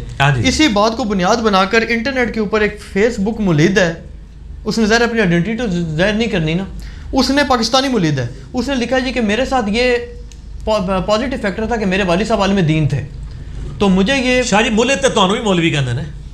وہ تو چلو اس کو تو بس مولد تے ہر مولوی دوسری پارٹی کے بندہ مولد ہے. وہ باقاعدہ یعنی کہ اچھا مولد کہتے کسے ہیں؟ جو خدا کا انکار کر دینا. ہاں یہ الحاد سے نکلا ہے, یعنی الہام موحد کا یہ اپوزٹ ورڈ ہے جی. موحد ایک اللہ کو ماننے والا, ملحد اس کے ساتھ الحاد کرنے والا, چاہے وہ ایتھیسٹ کی فارم میں ہو چاہے وہ ایک سے زیادہ خداؤں کو ماننے والا. جی تو یہ کسی کو نہ ماننے والے ہیں نا. اس نے کہا جی کہ میرے والد صاحب کیونکہ عالم دین تھے تو میں نے ان چیزوں کو قرآن مجید کو اور حدیث کی جو 6 کتابیں ہیں نا ان کو ڈائریکٹلی پڑھا. سر یہ چھوڑ دو, تسی منو سوال کرو جی. تو وہ کہتا ہے جی کہ جب اب اس نے دعوت دی دیگر مسلمانوں کو کہ آپ یہ کتابیں پڑھیں تو پھر آپ مولید ہو جائیں گے. اور سر آپ سوال کریں گے کیا ہے ان کا؟ نہیں سوال یہ ہے کہ یہ جو دعویٰ اس کا ہے اس کی کیا مطلب ہے، دلیل ہے؟ سر کو سوال ہی نہیں آپ نے کیا، اس لیے جواب ہی کو نہیں، اگلا سوال کریں. یہ دعویٰ تو میں کہتا ہوں جی آپ قرآن پڑھیں آپ موحد ہو جائیں گے تو بس جواب ختم ہو گئے. تو دعوے ہیں نا لوگوں کے. حدیث کو بعض امام یعنی بڑے بڑے امام جیسے امام حکیم، امام ذہبی وغیرہ صحیح کہہ رہے ہوتے ہیں، بعد میں شیخ زبیر علی زئی یا شیخ البانی وغیرہ اس کو ضعیف کہہ رہے ہوتے ہیں یا اس کو وائس ورثہ کر لیں. تو اس میں عام بندہ کہاں جائے گا؟ اور میرے بھائی عام بندے کو میں نے بار بار پیٹا ہوں کہ اللہ کے بندے تو نے قرآن پڑھ لیا پورا ترجمے سے، بخاری مسلم کو دونوں کو ملا کے تکرار کے ساتھ آلموسٹ 15,000 حدیثیں بنتی ہیں، ٹھیک ہے نا جی؟ کیا تو نے وہ پڑھ لی؟ 7,563 بخاری میں، اتنی مسلم کے اندر ہے. کہے گا نہیں. تو اللہ کے بندے چوتھے ملے پہنچے ہیں، 90% دین قرآن بخاری مسلم تو ثابت ہے. اس کے بعد نٹی گٹیز بعد میں دیکھی جائیں گی، ٹھیک ہے نا جی؟ اور میرا تو اصول ہے کہ جو چیز بخاری مسلم قرآن میں فٹ ان بیٹھتی ہے اس کو لے لیں، باقی چیزوں کو چھوڑ دیں. تو یہ چند ایک چیزوں میں اختلاف ہے، اس کو اٹھاتے ہیں. جیسے کہ مولدین کا کیا طریقہ ہے، اور جی سیدہ عائشہ جو ہے ان کی عمر تھوڑی سی جب نبی علیہ السلام نے شادی کی. او یار اللہ کے بندے تمہیں کیا لینا دینا، تم پہلے خدا کے اوپر آؤ نا، خدا کو مانتے ہو کہ نہیں مانتے. اف گاڈ ایگزسٹ تو باقی سارے سوال ہو جائیں گے چھوٹے، ٹھیک ہے؟ وہ کہتے ہیں ہم خدا کو نہیں مانتے، اس لیے نہیں مانتے کہ سیدہ عائشہ سے نبی علیہ السلام نے شادی کیوں کی. بھائی اس کا خدا کے ماننے سے یا نہ ماننے سے کیا تعلق ہے؟ نبی علیہ السلام سے پہلے بھی خدا ایگزسٹ کرتا تھا، اس سے اس کے ساتھ کیا تعلق ہوا؟ تم خدا کو آؤ، اگر ریویلڈ نالج سے نہیں ماننا چاہتے ایکوائرڈ نالج سے مانو. آج سائنس تو مان رہی ہے نا. اور اگلے دن میں آپ کو بتاؤں، میرا ایک کلپ ہے نا کہ انسٹرومنٹ آف انٹلیکٹ کیا عقل ہے یا دل، یہ دماغ ہے یا دل. اس کے اوپر ایک ویڈیو بھی آ گئی ہے جی یوٹیوب کے اوپر، کافی ساری ویڈیوز ہیں. اللہ اکبر، میں تو حیران ہو گیا ہوں، گوروں نے بنائی ہے. آپ کو پتا ہے کہ ہارٹ کی بھی جو ہے نا وہ ٹرانسپلانٹ ہو رہا ہے امریکہ میں اور یورپ میں. یعنی کوئی بندہ مر گیا نا، 4 گھنٹے کے اندر اس کا دل کسی دوسرے بندے کو آپ لگا سکتے ہیں. میں حیران ہو گئی جی، انہوں نے فزیکلی دکھایا ہے پھر لگتے ہوئے. دل پانی میں رکھ دیتے ہیں وہ 4 گھنٹے تک. اچھا وہ ہل نہیں رہا، جیسے اس سے دوسرے بندے کی نس لگاتے ہیں نا خون والی، وہ دوبارہ پمپ کرنا شروع کر دیتا ہے. بندہ حیران ہو جاتا ہے یار وہ چیز دیکھ کے. اچھا تو اس کے بعد انہوں نے یہ تجربہ کیا کہ جن لوگوں نے ہارٹ ٹرانسپلانٹ کرایا تھا نا، ان سب لوگوں کی عادتیں ٹرانسپلانٹ کے بعد چینج ہو گئی. اس میں 70 سال کے لوگ بھی تھے، اس میں 50 سال کے بھی تھے، 20 سال کے بھی تھے. ایسی ایسی ان کے اندر کوالٹیز پیدا ہوگی جو پہلے نہیں تھیں. ایک بندہ جو کہتا ہے جی میرا لٹریچر سے کوئی تعلق نہیں تھا، وہ شاعر بن گیا، اس نے شاعری کرنا شروع کر دی. دماغ تو وہی ہے نا اس کا، دل چینج ہونے سے تو پتہ چلا جس کا دل لگا تھا وہ شاعر تھا. ایک بندہ جو بالکل انٹروورٹ تھا، ایکسٹروورٹ نہیں تھا، وہ صرف کمرے میں ہی بند رہتا تھا، اس نے جناب دل کیا لگا، اس نے جاگنگ شروع کر دی، پیراشوٹ اور یہ وہ. جب چیک کیا تو وہ جس بندے کا دل لگا تھا وہی سارے کام کرتا تھا. اور ایک کیسز نہیں کئی کیسز. تو پھر انہوں نے بتایا کہ جس طرح نیورونز ہیں نا دماغ میں، دل کے اندر بھی نیورونز ہیں جن میں ڈیٹا سٹور ہوتا ہے. دل بھی سوچتا ہے. جو اللہ تعالیٰ فرماتا ہے نا قرآن میں کہ ان کی جو ہے نا آنکھیں اندھی نہیں ہیں بلکہ سینوں میں جو دل ہیں وہ اندھے ہو چکے ہیں. اور کئی ایک تجربات، میرا تو ایمان تازہ ہو گیا. میں نے 1 گھنٹے کی ویڈیو دیکھی ہے، بڑی بات یوٹیوب کے اوپر چڑھی ہوئی ہے، گوروں دی بنی ہوئی ہے جناب. اے بھی گھوڑے نو توفیق ہوئی ہے، کیونکہ ساڈے علماء تے حالے چیک کر رہے ہیں کہ انگریزی مسلمانوں دی زبان ہے یا کافراں دی. نماز میں خشوع و خضوع اگر نہ ہو تو کیا نمازیں بالکل ضائع ہو جائیں گی؟ نہیں، نماز تو ہو جائے گی. نماز کے فرائض میں کہیں خشوع خضوع نہیں آیا، ورنہ تو نماز پڑھنا ہی مشکل ہو جاتی. صرف ظاہری آداب کا ہی ذکر ہوتا ہے. خشوع خضوع کا تعلق دل کے ساتھ ہے. کہیں نہیں آئے گا کہ آپ کا ذہن حاضر نہیں ہے تو نماز ہی نہیں ہوگی. ہاں یہ آئے گا اگر آپ نے سجدے نہ کیے 1 رکعت میں، 1 رکعت کم پڑھ لی، کیونکہ اللہ کو بھی پتا تھا، اللہ نے بندے بنائے ہوئے ہیں. میں نے بتایا نا بخاری میں تعلیقاً موجود ہے، حضرت عمر کہتے ہیں میں اپنی جنگ کی پلاننگ نماز میں کرتا ہوں. اب ایک بندہ اتنا مصروف ہے، دنیا کی ساری سپر پاورز کو اس نے گوڑے تھلے دیتے ہیں، ہر وقت وہ بندہ تو اسی میں ہی رہے گا نا. میں اسی لیے وہ احمد بریلوی صاحب نے فتاوی رضیہ میں لکھا ہے کہ مجھ سے سنتیں اور نوافل ساکت ہو چکے ہیں. میں صرف فرض پڑھ لوں کافی ہے، کیونکہ میں نے ہزاروں خطوط کے جواب دینے ہوتے ہیں. میرے بھائی ایک بندے کو دین کا ایک مسئلہ بتانا آپ کی 60 سال کی تہجد سے بہتر ہے. اب میں جس سٹیٹس کے اوپر ہوں، میں نے لاکھوں لوگوں کے لیے ایک گائیڈ لائن پرووائڈ کرنی ہے قرآن و سنت کی روشنی میں. چاہے وہ واٹس ایپ کے گروپس چل رہے ہیں ہمارے بھائیوں کے، مجھ سے رابطہ کر کے سوال لیتے ہیں، ویڈیوز ریکارڈ کراتے ہیں، ای میلز کے جواب کرتے ہیں. تو میں تو صرف 17 رکھتے بھی پڑھ لوں کافی ہے. میں لیکن نہیں، میں پڑھتا پوری ہوں الحمدللہ، تو اڑے ود ہی پڑھنا. لیکن میں بتا رہا ہوں کہ وہ سچویشن ایسی ہوتی ہے. تو یہ ہر بندے کی ایک، میں اسی لیے حکمرانوں کو، ڈاکٹرز کو، انجینئرز کو، سرجنز کو کہتا ہوں کہ صرف فرض پڑھ لو اور نمازیں جمع بھی کرو, کوئی مسئلہ نہیں ہے, بس 5 نمازیں پوری کر لو, ظہر اثر جمع کر لو, مغرب عشاء جمع کر لو, فرض پڑھ لو, نماز پڑھو صحیح. خشوع خضوع جو ہے نا, یہ اس کے لیے پھر بڑی ایفرٹ کی ضرورت ہے. اچھا, اس کے لیے نماز کا ترجمہ آنا چاہیے. اگلا کویشچن پھر یہ موجودہ دور کا مسئلہ آ گیا کہ ووٹ نہ ڈالنا یا جانتے بوجھتے ہوئے کسی بھی لحاظ سے بیڈ کیریکٹر یا کرپٹ بندے کو ڈالنا, یہ دونوں کیا حرام اور گناہ کے ہوں گے یا نہیں ہوں گے؟ میں کہہ رہا ہوں کہ بیڈ کریکٹر آپ کے حلقے میں کیا ایک ہی بندہ کھڑا ہوا ہے؟ جماعت اسلامی کے بندے کھڑے ہوئے ہیں, ان کو دیکھ لیں آپ, اور آپ کمپیئر کر لیں.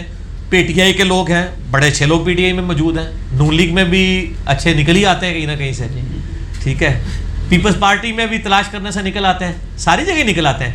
تو کہیں نہ کہیں آپ کو مل جائے. یہ تو نہیں کہ ہر حلقے میں سارے ہی برے ہیں, آپ یہ دیکھ لیں کہ پھر آپ خود کیا ہیں, ان میں سے ایک بہتر جو آپ دیکھ لیں اور ڈالیں. اور اگر کسی کو نہ ڈالیں تو کیا گناہ ہوگا؟ نہیں, گناہ تو نہیں ہوگا, لیکن سر ایک اخلاقی گناہ تو ہے. آپ اس سسٹم کا حصہ تو بنے نا, کیوں آپ لادا ہوتے ہیں؟ اس میں یہ بھی ایڈ کرتے ہیں کہ اگر وہ مان جائے جو جس نے اس کو ووٹ دیا, جو اچھے کام کرے گا اس کا سوال نہیں, وہ اس کے اعمال کا وہ خود جواب دے میرے بھائی. حکمرانوں کے اعمال کا جواب دے, مطلب وہ پچھلے لوگ نہیں ہیں, ورنہ تو یزید نے جو کچھ کیا ہے تو وہ تو 10,000 صحابہ جنہوں نے بیعت کی ان کے کھاتے میں ڈالے نا شہادت حسین کو. لا تزر وازرۃ وزر اخری, کوئی جان کسی کا بوجھ نہیں اٹھائے گی, ٹھیک ہے نا جی. اس کو آپ نے یہی سمجھ کے, ابھی تک ہم نے جتنے لوگوں کو ووٹ دیے اسی نیت سے دیے نا. اور سر ویسے بھی تو یہ جب ووٹ لینے آتے ہیں اس وقت تو بڑے اچھے اچھے دعوے کر رہے ہوتے ہیں, تو ہمیں کیا پتہ بعد میں بدل جانا ہے اس میں. اللہ کے بندو, آپ کے علماء بعد میں بدل جاتے ہیں, جس کے بعد 4 پیسے آ جائیں وہ آنکھیں یہاں پہ رکھ لیتا ہے. تو اگر یہاں پہ بھی ایسا معاملہ ہو گیا تو بار بار جن لوگوں سے آپ ڈسے ہوئے آپ ان کو نہ ڈالیں نا, نئے لوگوں کو آپ چیک کریں نا یار. اچھا, اگلا کویشچن ہے جی کہ یہ تو جاوید احمد گامدی صاحب سے بھی سوال ہوا ہے اور وہ اس پر ابھی جواب دیں گے اگلی نشست میں ہی, کہ مسلمان کہتے ہیں کہ جی اسلام دین فطرت ہے, جبکہ فیکٹس اینڈ فگرز یہ بتا رہے ہیں. اس بندے نے تو خیر جو سوال کیا اس نے فگر ایسی بتائی, مجھے بھی یقین نہیں آیا. اس نے کہا جی آج سے غالباً کوئی 50 سال پہلے دنیا میں صرف 1% یا 2% مولید تھے, اس وقت 30% ہیں. یہ تو میرے خیال میں اسٹیٹسٹک تھوڑے غلط بتا گیا, لیکن چلو بڑا تو ہے. تو وہ کہتا ہے کہ کیا وجہ کہ انسانیت فطرت سے مخالف سمت میں جاری ہے, اگر آپ کے بقول یہ مان لیا جائے کہ اسلام یا کوئی مذہب دین فطرت ہے؟ ہاں, اس لیے کہ انسان اپنی مرضی کی زندگی گزارنا چاہتا ہے. میرا آپ کے ساتھ یوٹیوب کے اوپر ایک کلپ ہے, میں نے اس کو اگلے دن لگایا تو میں اس پہ سبحان اللہ ہی پڑھتا رہا ایک جملے پہ, کہ اللہ تعالیٰ نے وہ جملے میرے منہ سے نکلوائے. یعنی میری کوئی کمپیٹنسی نہیں ہے, وہ ہے ایتھیسٹ اور نان مسلم کے سوالات کے جوابات. وہ بار بار دیکھیں شاہ جی, ریڈ بیک گراؤنڈ کے ساتھ ہے. اس میں نے بتایا تھا کہ انسان چونکہ اپنی مرضی کی زندگی گزارنا چاہتا ہے, اس لیے وہ اللہ تعالیٰ سے چھٹکارا حاصل کرنا چاہتا ہے. جو یہ کموڈٹیز کا فتنہ آیا ہے نا, آسائش انسان کو آنا شروع ہوئی ہے. مجھے اگلے دن میرے ایک میٹرک کے دوست ملے تو مجھے کہنے لگے کہ یار, میں نے کہا کیا کرتے ہیں آپ؟ تو ان کا چکی ایک چلا رہے تھے اور ان کے پیچھے کوئی زمینیں تھیں نا, اس پہ وہ حلوائی کرتے تھے اور بڑی اچھی زندگی گزار رہے تھے. یعنی تو وہ کہتے ہیں کہ جی ہمارے یہاں مشہور ہے کہ جو کسان ہوتا ہے نا تو اس کی اللہ کے ساتھ بڑی یاری ہوتی ہے, ٹھیک ہے. میں نے کہا وہ کیوں؟ کہتا دیکھیں کسان جو بارانی زندگی کا کسان ہے وہ تو ہر وقت اللہ کے اوپر ڈیپینڈنٹ ہوتا ہے, بارشوں کا انتظار کرتا ہے, پھر وہ ڈالتا ہے, پھر کہتا ہے یا اللہ اب نکل آئے, پھر وہ بڑھتی ہے پھولتی ہے, ہر وقت اس کے ساتھ غور اورینٹڈ ہوتا ہے. جب سے میں نہیں پتہ نہیں یہ فصلیں کیسے اگ کے ہمارے پاس یہ برگر آ رہا ہے, کہیں پہ بنا ہے نا, یہ برگر مشین نے بنایا ہے, لیکن اس کے اندر جو ان پٹ مٹیریل وہ تو زمین سے ہی آ رہا ہے نا. اس سے ہم جو دور ہوئے, کموڈٹیز کے قریب ہوئے, تو خدا کا کانسیپٹ نکل گیا. ورنہ ایک شخص جو خود حلوائی کرتا تھا, بھینس کا دودھ چوتا تھا, وہ 10 دفعہ تو سوچتا ہوگا یار یہ دودھ بنتا کیسے ہے, جو اللہ تعالیٰ قرآن میں کہتا ہے کہ گوبر اور خون کے اندر سے دودھ نکال کے دیتے ہیں. ابھی آپ ڈبوں کا دودھ پی رہے ہیں, آپ کو کبھی تصور بھی نہیں آتا کہ دودھ بنا کیسے ہے. ویسے مجھے پتا ہے کیمیکل نل بنے ہوا ہے, ٹھیک ہے نا جی, جعلی دودھ ہے, بیماریاں لا.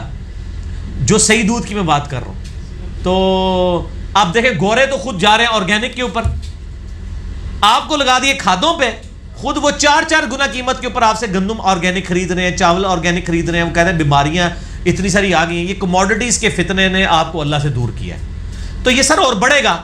ہمیں تو پہلے ہی پتا ہے, نبی علیہ السلام نے فرمایا قرب قیامت میں ایک خوشبودار ہوا چلے گی, چند ایک بچے اہل ایمان ہوں گے, ان کی بھی روحیں قبض ہو جائیں گی, بخاری مسلم میں آتا ہے, پھر صرف اللہ کے منکرین رہ جائیں گے. قرب قیامت میں 2 گروہ ہوں گے, اللہ کو ماننے والے اور نہ ماننے والے. یہ جو عیسائی ہیں نا, ان کو ہم اللہ کو ماننے والے ہی سمجھتے ہیں. یہ 2 پارٹیاں بنے گی, الٹیمیٹلی اسلام میں آ جائیں گے, خدا کے ماننے والے اور نہ ماننے والے. یہ ایتھیسٹ تو بہت بڑھیں گے سر. یہ الفاظ آتے ہیں کہ یہ 2 کیٹیگریز ہو جائیں گی. جی 2 کیٹیگریز ہو جائیں گی, خدا کے ماننے والے اور نہ ماننے والے. ہاں جی, تو یہ ملحدین بڑھیں گے نا سر, کیوں نہیں بڑھیں گے؟ ایتھیسٹ بڑھیں گے. بڑھیں گے بالکل بلکہ بعض ممالک میں تو کہہ رہے ہیں کہ یہ ڈومیننس میں ہو رہے ہیں. جی مسلم شریف میں الفاظ ہیں کہ اگر ایک بھی اللہ کا ذکر کرنے والا بندہ دنیا میں موجود ہے نا اللہ قیامت قائم نہیں کرے گا. قیامت قائم ہی کافروں کے اوپر ہونی ہے. ہم تو جناب گرجوں کو اور جو اللہ کی عبادت کے لیے جگہ بنی ہے, سورۃ النام میں بھی اللہ تعالیٰ نے اس کا ذکر کیا, ہم ان چیزوں کو ان نائٹ کلبوں سے بہتر سمجھتے ہیں. کم از کم خدا کی اورینٹیشن تو ہے نا. آج آپ دیکھیں یورپ اور امریکہ میں جو ہے وہ مسجدوں کے لیے زمینیں نہیں لوگ دیتے, تو عیسائی گرجے بیچ رہے ہیں مسلمانوں کے ہاتھ کہ یار ہمارے عیسائی تو نہیں آتے, چل تم تو خدا کے ماننے والے ہو نا, جیسس کرائسٹ کے, جو ادھر مسجد بنا لو. تو خدا کے ماننے والے بہرحال ایک کمیونٹی تو ہیں, چاہے وہ کرسچنز ہوں, جیوز ہوں, میں کہتا ہوں ایون ہندو بھی. پی کے فلم بھی تو بن ہی گئی ہے نا سر, بنی ہے نا, اس میں بھی تو ہندوازم کا جو کنسیپٹ ہے وہ ایک خدا کا ہی بتایا گیا نا. باقی جو کمزوریاں انہوں نے ہائی لائٹ کی ہیں آپ کی بھی ان کی بھی, ٹھیک ہے نا, تو وہ اپنی جگہ, لیکن ایک خدا کے تو سارے مانتے ہیں نا. ایک بھگوان کو, اس کو آپ بھگوان کہہ لیں, اس کو آپ سپریم بینگ کہہ لیں, سپر نیچر ایجنسی کہہ لیں, اس کو گاڈ کہہ لیں, آپ کوئی بھی اس کا نام رکھ لیں, ایک خدا کو تو سارے مان رہے ہیں. اچھا لیکن اس میں ریکویسٹ ہے کہ یہ جو آپ نے ایتھیسٹ وغیرہ کے جو جوابات دیے تھے نا, اس کو اگر آپ کسی اچھے انگلش جانے والے بندے سے نا وہ سب ٹائٹلز کرا لیں انگلش والے. میں نے ہود بھائی کے اوپر, ڈاکنز کے اوپر اتنی گفتگو کی تھی, کیونکہ میں آپ کو بتاؤں کہ پچھلے دنوں ایک فیس بک پیج دیکھا ہے, اس پر یہ مولدین کا پیج تھا, تو وہاں پر پروفیسر لارنس کراس ہیں, ان کے فزکس کے بہت بڑے پروفیسر ہیں, انٹرنیشنل لیول پر ڈاکنز وغیرہ کے اسٹیٹس کے آدمی ہیں اور بہت بڑے دہری ہیں نا. تو انہوں نے باقاعدہ پاکستانی مولدین سے ایک پیغام دیا ہوا ہے, یعنی یہ باقاعدہ پاکستان پہ کام کر رہے ہیں یہ لوگ کہ بھی آپ ہر چیز کو چیلنج کریں, آپ اس طرح کوئی کنسیپٹ قبول نہ کریں. تو آپ کا یہ ان تک جانا چاہیے, انگلش کے ذریعے درج جائے گا نا. چلیں انگلش میں تو شبیر علی صاحب پہلے کام کر رہے ہیں, اور احمد دیدار صاحب کا کام خیر ایتھیزم کے اوپر تو نہیں ہے ان کا, لیکن شبیر علی صاحب کا اچھا کام ہے جی. ڈاکٹر ذاکر کا بھی کسی درجے تک, لیکن آپ کا جو کلپ ہے نا اس کا سب ٹائٹل لگا دینا تاکہ ان تک بھیج سکیں ہم لوگ. چلیں انشاءاللہ اللہ تعالیٰ کرے گا, یہ بھی معاملہ آ جائے گا کبھی نہ کبھی انشاءاللہ. اور وہ کلپ اتنا لمبا بھی نہیں ہے, وہ تو ہارڈلی میرا خیال ہے چھوٹا. میں تو کہتا ہوں 1.5 ارب مسلمانوں میں سے نا 60-70 کروڑ تو اردو جاننے والے ہیں نا, یہ سمجھنے والے بھی ہیں. آپ حیران ہوں گے کہ مالدیپ میں اردو سمجھی جا رہی ہے, بھوٹان کے لوگ اردو جانتے ہیں ہندی فلموں کی برکت سے, انورٹڈ کاما میں, بنگالی والے, نیپال والے. ہماری یوٹیوب کی ویڈیوز کے نیچے آپ لوگوں کے کامنٹس دیکھیں, کن کن ملکوں سے کامنٹس ہوئے ہوتے ہیں. تو اردو تو لوگ سمجھ رہے ہیں, اردو والے ہی زندہ ہو جائیں تو باقی نہیں. اچھا اگلا سوال ہے جی کہ کھنگڑ نہیں دیں گے کسی نے. آپ فرماتے ہیں کہ قرآن و حدیث میں ہر چیز موجود ہے, لیکن جو عمل آپ سے وسلم ساری زندگی کرتے رہے, صحابہ کرام کرتے رہے, وہ تو کسی فرقے کو نہیں پتا کیسے کرتے تھے. کون سا؟ یہ نماز. نماز کا تو میں نے اس سوال کا جواب میں کئی بار دے چکا ہوں کہ اسلام کی بیسک اسٹرکچر تو سب کے نزدیک ایک ہے. قیام کے بعد رکوع, رکوع کے بعد قومے کے بعد 2 سجدے, 2 سجدوں کے درمیان بیٹھنا, 2 رکعتوں کے بعد بیٹھنا, 4 رکعتوں کے بعد سلام پھیرنا یا 2 کے بعد سلام پھیرنا. یہ بیسک اسٹرکچر تو سیم ہے. باقی ظاہر ہے جو تسبیحات بھی آلموسٹ 19-20 کے فرق کے ساتھ ہے, تو اسٹرکچر تو سیم ہے. ہاں اس فرق نہیں, یہ اسی طریقے سے ہے کہ تواڈے پنڈی والے جڑے کہندے نا ادھر آ, اسی کہنا ادھر آ, ہے تو دو ادھر ہی نا. مولانا ساق صاحب نے بڑی پیاری بات کی تھی کہ 2 بندے بیٹھے ہوئے ہیں, ایک کی بازو ٹوٹی ہوئی ہے, دوسرے کی ٹانگ ٹوٹی ہوئی ہے تو دونوں انسان ہی ہے نا. انسان ہونے کے لیے جو بنیادی اسٹرکچر ہے وہ تو سب کے اندر موجود ہے نا. تو جو بغیر رفع الیدین کے پڑھ رہے ہیں تو ان کے سمجھے ہاتھ بازو ٹوٹے ہوئے ہیں اور لولی لنگڑی نماز پڑھ رہے ہیں, لیکن انسان کا لفظ, نماز کا لفظ اس پہ بولا جائے گا کیونکہ قیام ہے, قیام کے بعد رکوع ہے. اسی لیے آپ دیکھیں کہ آپ ایک دوسرے کے پیچھے نماز پڑھ سکتے ہیں, ورنہ اگر ہو کہ سنیوں کے قیام کا وقت آئے تو شیعہ کے رکوع کے وقت آ جائے تو ایک دوسرے کے پیچھے نماز ہی نہ پڑھ سکیں. سارے دیکھیں رکعتوں میں بھی متفق ہیں اور پوسچرز کے اوپر بھی متفق ہیں. ٹھیک ہے. جہاں قنوت والا معاملہ ہے, قنوت کو وہ واجب اور فرض نہیں سمجھتے, وہ کہتے ہیں کر لے, ٹھیک نہ کریں تو خیر ہے. ٹھیک ہے.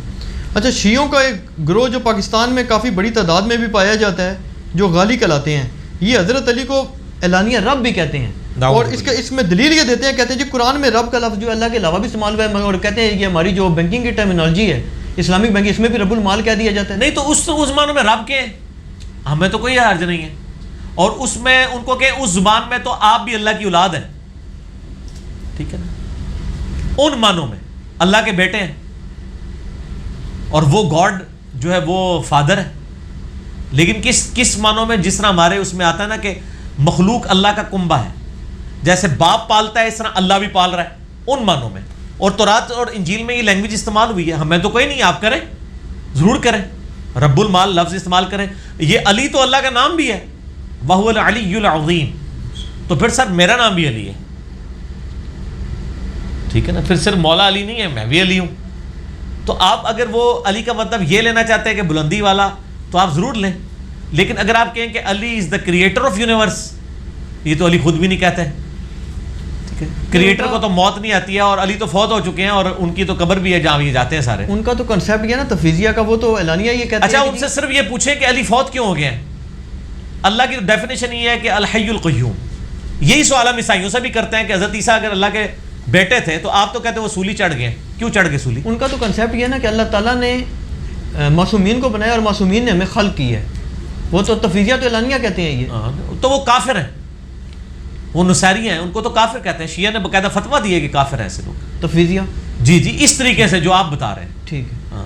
اچھا لیکن معذرت کے ساتھ آپ کے سنیوں میں بھی کئی لوگ ہیں جو کہتے ہیں کتب نے دنیا سنبھالی ہے تے غوث نے سنبھالی ہے. ਉਹਨਾਂ ਭਰਾਵਾਂ ਨੂੰ ਨਾਲ ਬੋਝੇ ਜੀ ਰੱਖਣਾ, ਇੱਕ ਬੋਝੇ ਚ ਉਹਨਾਂ ਨੂੰ ਪਾਓਗੇ ਨਾ, ਦੂਏ ਚ ਉਹਨਾਂ ਨੂੰ ਹੀ ਪਾ ਲੈਣਾ. ਨਿਜ਼ਾਮ ਕੇ ਕਾਇਲ ਜੀ ਤਕਵੀਨੀ ਨਿਜ਼ਾਮ ਦੇ, ਇਹ ਦੋਏ ਇੱਕ ਹੀ ਥੈਲੀ ਦੇ ਕੱਚੇ ਛੱਟੇ ਨੇ, ٹھیک ہے نا. ہاں, سننے میں یہ بات آئی ہے کہ اہل بیت میں سے علی عقیل حضرت علی عقیل لکھ دیا, حالانکہ حضرت عقیل رضی اللہ عنہ تھے اور باقی تو کوئی نہیں تھا. امیر معاویہ رضی اللہ عنہ کی پارٹی میں شامل ہو گئے تھے, حضرت علی کے خلاف جنگ کی تھی. سر اس کے اوپر میرا کلپ آپ کے ساتھ ہی ہے. اس میں آگے سوال ہے, اس میں سوال ہے تو کیا جب ہم درود شریف پڑھتے ہیں, اور سر عقیل ابن ابی طالب پیچھے ہٹ گئے تھے. میں نے بتایا ہے کہ انہوں نے مال کے معاملے میں وہاں چلے گئے, اس کے بعد سب و شتم انہوں نے کبھی نہیں کیا, اور وہ اپنے معاملات کے اوپر شرمندہ. درود حضرت عقیل پر بھی ہوتا ہے, یہ سوال یہ ہے. اور سر ان کو کہیں کہ آپ کا جو پاؤڈری اور افیمی چرسی سید ہے نا, جی, جو چرس لگاتا ہے, جی, اس تک بھی درود پہنچتا ہے, ٹھیک ہے, لیکن اس کا نفع اس کو ملے گا, اس کو اللہ نے فیصلہ کرنا ہے. کیونکہ ابراہیم علیہ السلام نے جب دعا کی تھی تو اللہ تعالیٰ نے اس کے جواب میں کہا تھا کہ میرا عہد ظالمین کو نہیں پہنچے گا, ٹھیک ہے. یہ چونکہ اللہ اور بندے کا معاملہ ہے, میں ڈیسائیڈ نہیں کر سکتا, ٹھیک ہے. عقیل کا بیٹا ہی تھا نا مسلم بن عقیل, جو مولا حسین کی طرف سے شہید ہوئے ہیں, ٹھیک ہے. عقیل ابن ابی طالب کا ہم احترام کرتے ہیں, وہ صحابی ہیں میرے بھائی.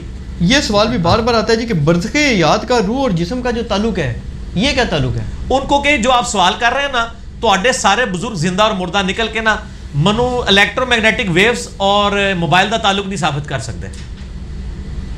کر سکتے روحانی طور پہ ہی سمجھا دیں. ان کو تو پتہ ہی نہیں الیکٹرو میگنیٹک ویوز کیا ہیں, یہ اس کے اندر کیا کچھ گورے نے سمو دیا ہے. تو جو فزیکل ورلڈ کو نہیں سمجھ رہا وہ روحانی کے اوپر ہم سے سوال کر رہا ہے. اس کو قرآن میں ہے کہ یہ ان سین بیریئر ہے. سورہ آل عمران کی آیت نمبر 7 ہے کہ جن لوگوں کے دلوں میں ٹیڑھ پن ہوتا ہے نا, وہ متشابہات کے پیچھے پڑتے ہیں. متشابہات کا علم اللہ نے اپنے پاس رکھا ہوا ہے, اس پہ صرف ایمان لانا ہے. اور ہمیں کہا گیا ہے آپ دعا کریں ربنا لا تزغ قلوبنا بعد اذ ہدیتنا وہب لنا من لدنک رحمہ انک انت الوہاب. اے رب ہمارے دل کو ٹیڑھا نہ کرنا بعد اس کے کہ تو نے ہمیں ہدایت عطا فرمائی, ہمیں اپنے پاس سے رحمت عطا فرما, اے عطا فرمانے والے. ٹھیک ہو گیا جی. اچھا, ایک سوال ہے جی کہ کیا آپ اس بات پر یقین رکھتے ہیں کہ بعض اکابر صحابہ کرام جو تھے وہ میدان جنگ سے فرار ہوئے, جو کہ کبیرہ گناہ ہے, تو کیا وہ حضرت علی سے افضل ہو سکتے ہیں؟ نہیں, غلطی تو کسی سے بھی ہو سکتی ہے. یہ افضلیت غیر افضلیت کا چکر جو آپ سوال پتہ نہیں کہاں سے اٹھا کے وہاں کرتے ہیں. حضرت عثمان غنی رضی اللہ عنہ کے بارے میں آتا ہے نا بخاری میں کہ وہ غزوہ احد میں بھاگ گئے تھے, تو بعد میں سورہ آل عمران میں اللہ نے ان کو معاف بھی کر دیا. اور صحیح بخاری میں ہی موجود ہے نا کہ ایک شخص آتا ہے عبداللہ بن عمر کے پاس مصر سے. اچھا, صحیح بخاری میں یہ حضرت عثمان والے چیپٹر میں. وہ آگے کہتا ہے یہ بتاؤ کہ عثمان جو ہے غزوہ بدر میں بھی نہیں تھا؟ وہ کہتے ہیں ہاں نہیں تھا. اور عثمان جو ہے یہ عہد میں بھی بھاگ گئے تھے؟ ان کا ہاں جی بھاگ گئے تھے. اور اس نے کہا کہ صلح حدیبیہ کے موقع پہ بھی عثمان کوئی نہیں تھا, وہ اصحاب شجرہ میں؟ ان کا ہاں نہیں تھا. اس نے کہا اللہ اکبر, تینوں نیگیٹو چیزیں لے کے. جب جانے لگا تو عبداللہ بن عمر نے بلایا ادھر آ, اور انہوں نے صحیح پنجابی والی گل کی تھی. انہوں نے کہا ادھر آ رہا پھکی بھی لے جا میرے کو, کیونکہ جب انہوں نے جواب دیا انہوں نے کہا لے جا جنہیں نے تنویں پڑھا کے بھیجا انہوں نے یہ بھی دیں. انہوں نے کہا تو پہلے کہا کہ بدر ہی نہیں سن تھے. بدر میں وہ اس لیے نہیں تھے کہ نبی علیہ السلام کی بیٹی ان کے عقد میں تھی, وہ بیمار تھی, نبی علیہ السلام نے ان کو اجازت دی تھی ان کی تیمارداری کے لیے.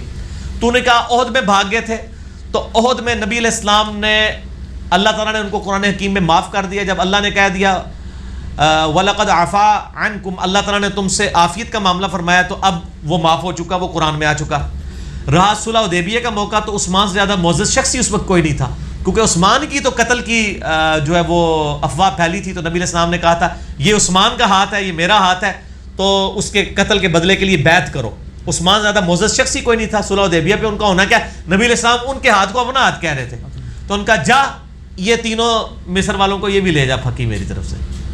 ٹھیک ہو گیا. اچھا ایک سوال یہ ہے جی کہ آپ یہ فرماتے ہیں کہ قرآن و حدیث جو ہے اس کو خود ڈائریکٹ عام مسلمان کو پڑھنا چاہیے تو وہ گمراہ نہیں ہوگا, جبکہ وہ کہتے ہیں جی کہ اس طرح کی حدیث بھی ملتی ہے کہ صحابہ کرام کے دور میں جونیئر جو صحابہ تھے ان کو جو تھے یہ خارجیوں نے متاثر کر دیا اس تھا, کا جواب میں بڑی دفعہ دے چکا ہوں. شفاعت کے منکر کے عقیدے کی طرف جانے لگے تھے. میرے بھائی اس کے پھر آپ کیا رزلٹ نکالنا چاہتے ہیں کہ قرآن حدیث نہ پڑھیں؟ نہیں, وہ کہتے ہیں نا جی کسی وہ صحابہ کو بھی کسی بڑے صحابی سے مدد لینی تو پڑے, لے نا مدد, ڈائریکٹ نہیں پڑھ سکتے. تو سر ہم نے کب کہا ڈائریکٹ پڑھے؟ میں نے آج تک نہیں کہا ڈائریکٹ پڑھے, میں نے آج تک نہیں کہا میں نے یہ ترجمہ قرآن کا لکھا ہے, میں نے تو کہا اعلیٰ حضرت کا ترجمہ پڑھے. جب ہم اعلیٰ حضرت کا ترجمہ ریکمینڈ کر رہے ہوتے ہیں تو وہ انجینئر صاحب سے آپ قرآن پڑھ رہے ہوتے ہیں یا اعلیٰ حضرت سے؟ تو اعلیٰ حضرت نے اگر ایاک نعبد و ایاک نستعین کا ترجمہ کیا ہے یا شیخ عبد القادر جیلانی المدد تو آپ کہہ لیں, اور اگر انہوں نے ترجمہ کیا ہے اللہ تیری ہی عبادت کریں تو انہیں سے مدد چاہیں تو آپ میری بات مانیں. میں تو کہتا ہوں کہ آپ اپنے بزرگوں کی کتابیں ان کے ترجمے پڑھیں. ہم تو ان کے آج کے علماء تو ان کی تو کوئی حیثیت نہیں, میں تو ان کے بزرگوں سے قرآن پڑھنے کا کہتا ہوں. احمد صاحب بریلوی آج دنیا میں موجود نہیں لیکن ان کا ترجمہ تو موجود ہے, تو جب میں اعلیٰ حضرت کا ترجمہ پڑھ رہا ہوں تو میں اعلیٰ حضرت سے قرآن پڑھ رہا ہوں. میں شریف تھانوی صاحب کا ترجمہ پڑھ رہا ہوں تو میں شریف تھانوی صاحب سے پڑھ رہا ہوں. میں تقی عثمانی صاحب سے کیوں قرآن پڑھوں؟ میں ڈاکٹر طلب قادری صاحب سے کیوں پڑھوں؟ میں ان کے بزرگوں سے کیوں نہ قرآن پڑھوں؟ اعلیٰ حضرت کی یہ نوٹس تھے یا انہوں نے عوام کے لیے لکھے ہیں؟ عوام کے لیے. ان کو تو عربی آتی تھی. بخاری کا ترجمہ جنہوں نے کیا اپنے نوٹس بنائے یہ پیسے کمانے کے لیے کیا یا عوام کے لیے؟ ویسے پیسے والا بھی میں اس کو نہیں ڈریس کرتا, عوام کے لیے کیا. تو سر ہم عوام کو یہی تو کہہ رہے ہیں کہ آپ ترجمے پڑھیں. بالکل صحیح. یہ اتنا یہ میرا یوٹیوب پہ کلپ ہے علماء سے دین سیکھنے کا طریقہ, اس میں نے یہ ساری باتیں کی ہیں کہ علماء سے یہ نہ کہیں کہ بابے کا فرماتے ہیں, علماء سے کہیں کہ قرآن و حدیث میں کیا ہے اور اس کا ترجمہ ہمیں بتائیں. یہ بات کریں گے تو کہیں گے تنو انجینئرنگ ہو گئی ہے, ٹھیک ہے نا. ساڑھے لوگ کدھر وہ گل بھی کرتے ہیں کہنے لگ رہا ہے وہ مجھے پتہ لگ گیا تو کیڑے اسٹیشن تو بول رہے ہیں, ٹھیک ہے, اور اگر اس کو نہ بھی پتا اس اسٹیشن تک پہنچا دیتے ہیں وہ صحیح کیا کہہ کے. اچھا ایک اعتراض آپ پر یہ ہے جی کہ آپ نے فرمایا کہ حضرت عمر رضی اللہ عنہ حضرت حذیفہ رضی اللہ عنہ پہ نظر رکھتے تھے کہ وہ کس کے جنازے میں شریک ہو رہے ہیں, جس سے آپ نے یہ میرا اس کے اوپر جواب آ چکے ہیں, آ چکے جی, رپلائی ٹو اسی سودوی مولوی کو, وہ ہزاروں لوگ دیکھ چکے ہیں. اچھا ایک سوال یہ کیا گیا جی کہ 1.25 لاکھ نبی ہیں جبکہ امتیں ٹوٹل جو ہیں وہ 69 لکھی ہیں. 1.25 لاکھ والی روایت مسند احمد میں کمزور روایت ہے. بس یہ قرآن پاک میں یہی آیا کہ ہم نے کئی نبیوں کا ذکر کیا اور کئی کثیر ایسے ہیں جن کا ذکر آپ سے نہیں کیا, ہمیں کوئی تعداد نہیں بتائی گی. یہ مسند احمد میں حدیث کمزور ہے. تعداد یہ کہاں سے کسی نے لکھ دی ہے؟ بس لوگوں نے خود لکھی ہے میرے بھائی, کئی قرآن حدیث میں نہیں ہے. اچھا ہاں جی. اچھا ایک یہ چیز ہے جی کہ حضرت معاویہ جو تھے ان کو لگایا گیا تھا وہ کاتب, تو آپ نے فرمایا کہ رسول پاک صلی اللہ علیہ وسلم نے ان کے حق میں سفارش قبول کی, جبکہ وہ کہتے ہیں جی کہ یہ تو ان کی فیور میں اس لیے بات جاتی ہے کہ آپ صلی اللہ علیہ وسلم نے حضرت اسامہ کے جو سفارش تھی نہیں بھی قبول کی, تو کہتے ہیں ایسے تو کئی کیسز تھے کہ نہیں قبول کی, تو یہ تو کوئی ایسی بات نہیں ہے. نہیں تو آپ فضیلت دیں, ہم فضیلت سے کب انکار کر رہے ہیں؟ ہم نے فضیلت سے تو کبھی انکار ہی نہیں کیا, دے فضیلت. ٹھیک ہے. ہم نے یہ کہا کہ اس میں جو آگے راوی کے الفاظ ہیں نا کہ نبی علیہ السلام کی مبارک عادت تھی کہ وہ کسی کو نہ نہیں کرتے تھے, ٹھیک ہو گیا. تو اس دن نبی علیہ السلام سے جو ابو سفیان مانگ رہا تھا وہ آپ عطا فرماتے رہے, تو ٹھیک ہے کوئی مسئلہ نہیں ہے. کاتب وہی پہ میرا پھر پورا کلپ دیکھنا, رپلائی ٹو ڈاکٹر اسرار رحمہ اللہ آن کہ حضرت معاویہ کاتب وہی تھے. تو ہم تو مانتے ہیں, ہم کہتے ہیں کہ وہ جو ساتھ باقی چیزیں جڑی ہوئی ہیں وہ بھی ذرا بیان کیا کریں. ٹھیک ہے. اچھا یہ کوئی ایمان والدین مصطفیٰ صلی اللہ علیہ وسلم کے متعلق بات آئی ہے؟ اچھا اس میں بتا دوں, بعض لوگوں نے کہا جی میں نے اس میں ترجمہ کیا منشی. جی تو منشی کوئی نٹوریس ورڈ نہیں ہے. سر آپ کو اردو نہیں آتی تو آپ اردو پہلے سیکھیں. منشی بڑا آنریبل ورڈ ہے. آج کل کلرک جو ہے نٹوریس ورڈ کے طور پہ استعمال ہوتا ہے, لیکن دوسری طرف کلرک کی بڑی عزت بھی ہے, ٹھیک ہے نا, کلیریکل جاب کی. اور جو غصے میں آتے ہیں وہ کہتے ہیں دیکھیں جی کتے میں ایک کاف ہوتا ہے, کلرک میں 2 کاف ہوتے ہیں, لیکن دوسری طرف کلرک کی عزت بھی لوگ کر رہے ہوتے ہیں. نہیں وہ ورڈ تو آپ معاشرے کے اعتبار سے نا. علامہ وحید الزمان صاحب کا جو PDF موجود ہے اس میں انہوں نے اس حدیث 6409 نمبر حدیث ہے ابو سفیان والے چیپٹر میں رضی اللہ تعالیٰ عنہ, منشی ترجمہ کیا ہوا ہے انہوں نے اور بریکٹ میں کاتب, ٹھیک ہو گیا جی. جو نئی پرنٹنگ آئی ہے مکتبہ اسلامیہ کی انہوں نے وہ اس میں سے کاٹ ہی دیا. کاتب کہتے ہیں لکھنے والے, منشی کیا کرتا ہوتا ہے؟ حساب کتاب لکھتا ہے نا سیٹھ کا. تو منشی کو برا ورڈ نہیں ہے, نہ تحقیر کے طور پہ کبھی یہ لفظ استعمال ہوا ہے.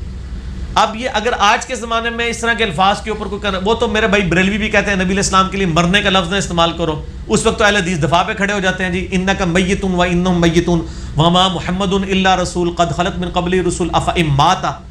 اس وقت وہ کہتے ہیں یار لکھا ہوا ہے ہم کیوں نہ بیان کریں, ٹھیک ہو نا جی. ٹھیک ہے. تو کاتب، منشی، کلرک، کوئی بھی لفظ اسسٹنٹ آپ استعمال کر سکتے ہیں، اس میں کوئی توہین نہیں ہے. اچھا آگے یہ جی کہ رسول پاک صلی اللہ علیہ وسلم کے جو والدین کریمین ہیں ان کے متعلق آپ بھی سکوت کے قائل ہیں. شیخ زبیر علی زئی. نہیں میں سکوت کا قائل نہیں ہوں، میں ان کو اہل فطرت میں مانتا ہوں. میرا کلپ ریکارڈڈ ہے مسئلہ 98، لاکھوں لوگ دیکھ چکے ہیں. اچھا آپ سکوت کے جی نہیں سکوت کے قائل نہیں ہوں. ٹھیک ہے. اور آگے ایک سوال ہے جی کہ حضرت خالد بن ولید اللہ تعالیٰ نے نعرہ یا رسول اللہ صلی اللہ علیہ وسلم کا لگایا تھا. اس کے اوپر میرے بھائی یا رسول اللہ پہ صحیح عقیدہ لاکھوں لوگ میری ویڈیو یوٹیوب پہ دیکھ چکے ہیں. اس میں میں نے بتایا تھا کہ یا رسول اللہ سے تمہیں چیڑ ہی نہیں ہے. ہم کہتے ہیں کہ آپ المدد نہ کہیں، یا رسول اللہ لگائیں نعرے جتنے مرضی لگائیں. اچھا اس میں الفاظ کیا ہے؟ اس میں تو الفاظ ہے یا محمد آؤ یا رسول اللہ. تو یا محمد تو کہتے ہیں کہنا گستاخی ہے. تو پہلے تو یہ میں نے ان کے ساتھ انجینئرنگ کی تھی کہ صحابہ نے یا محمد کہا کیوں؟ قرآن نے منع کیا ہے کہ نبی علیہ السلام کو اس طرح نہ پکارو جس طرح آپس میں پکارتے ہو. پھر یہ کہیں گے نہیں یہ تو روایتیں کمزور ہی ہیں. یہ تاریخ ابن کثیر کی روایت ہے، حدیث کی کتابوں کی نہیں ہے. ٹھیک ہے. تو ہمارے نزدیک یہ بالکل جعلی روایتیں ہیں، اور اگر یہ صحیح بھی مانے گا تو اس میں گستاخانی والا مسئلہ حل کریں. میں نے پوری انجینئرنگ کی ہے اس کے ساتھ. ایک اور چیز یہ جی کہ آپ نے ایک لیکچر میں فرمایا کہ علماء عرب نے یہ بدعت ایجاد کر لی تھی کہ وہ رکوع کے بعد ہاتھ باندھ لیتے تھے نا. تو حضرت امام احمد بن حنبل نے کہا کہ بے شک ہاتھ باندھ لو یا چھوڑ دو. بات یہ ہاں جی احمد بن حنبل کا یہ ذاتی اجتہاد ہے دین کے مسئلے میں.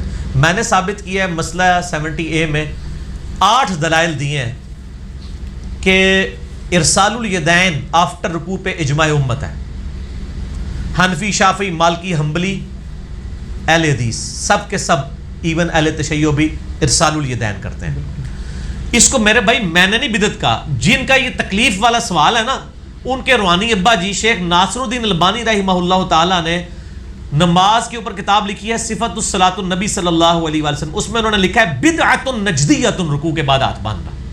یہ انہوں نے بدعت کہا ہے، اس کو پروان چڑھایا نا. دیکھیں احمد بن حنبل سے تو سوال ہوا کہ رکوع کے بعد ہاتھ باندھ لیں یا چھوڑ لیں، تو انہوں نے کہا میں یہ سمجھتا ہوں کہ دونوں میں کوئی مسئلہ نہیں ہے. تو ان کی ذاتی رائے ہے نا، اس سے اختلاف ہو سکتا ہے. میں نے ثابت کیا ابو امیر سعدی کی حدیث ہے کہ نبی علیہ السلام رکوع کے بعد سیدھے کھڑے ہو جاتے ہیں حتیٰ کہ ہر ہڈی اپنی اوریجنل جگہ پہ آتی. اوریجنل جگہ تو یہی ہے. اچھا اس میں ایک چیز آپ سے اور میں پوچھ رہا ہوں، شاید میں نے کہیں پڑھا بھی تھا کہ جو مودی زبیر علی زئی صاحب کے جو استاد تھے شیخ سید بدی الدین شاہ وہ باندھتے تھے. شیخ زبیر صاحب بھی 15 سال تک باندھتے رہے، بعد میں رجوع کر لیا تھا. شیخ صاحب کو ان سے اختلاف تھا.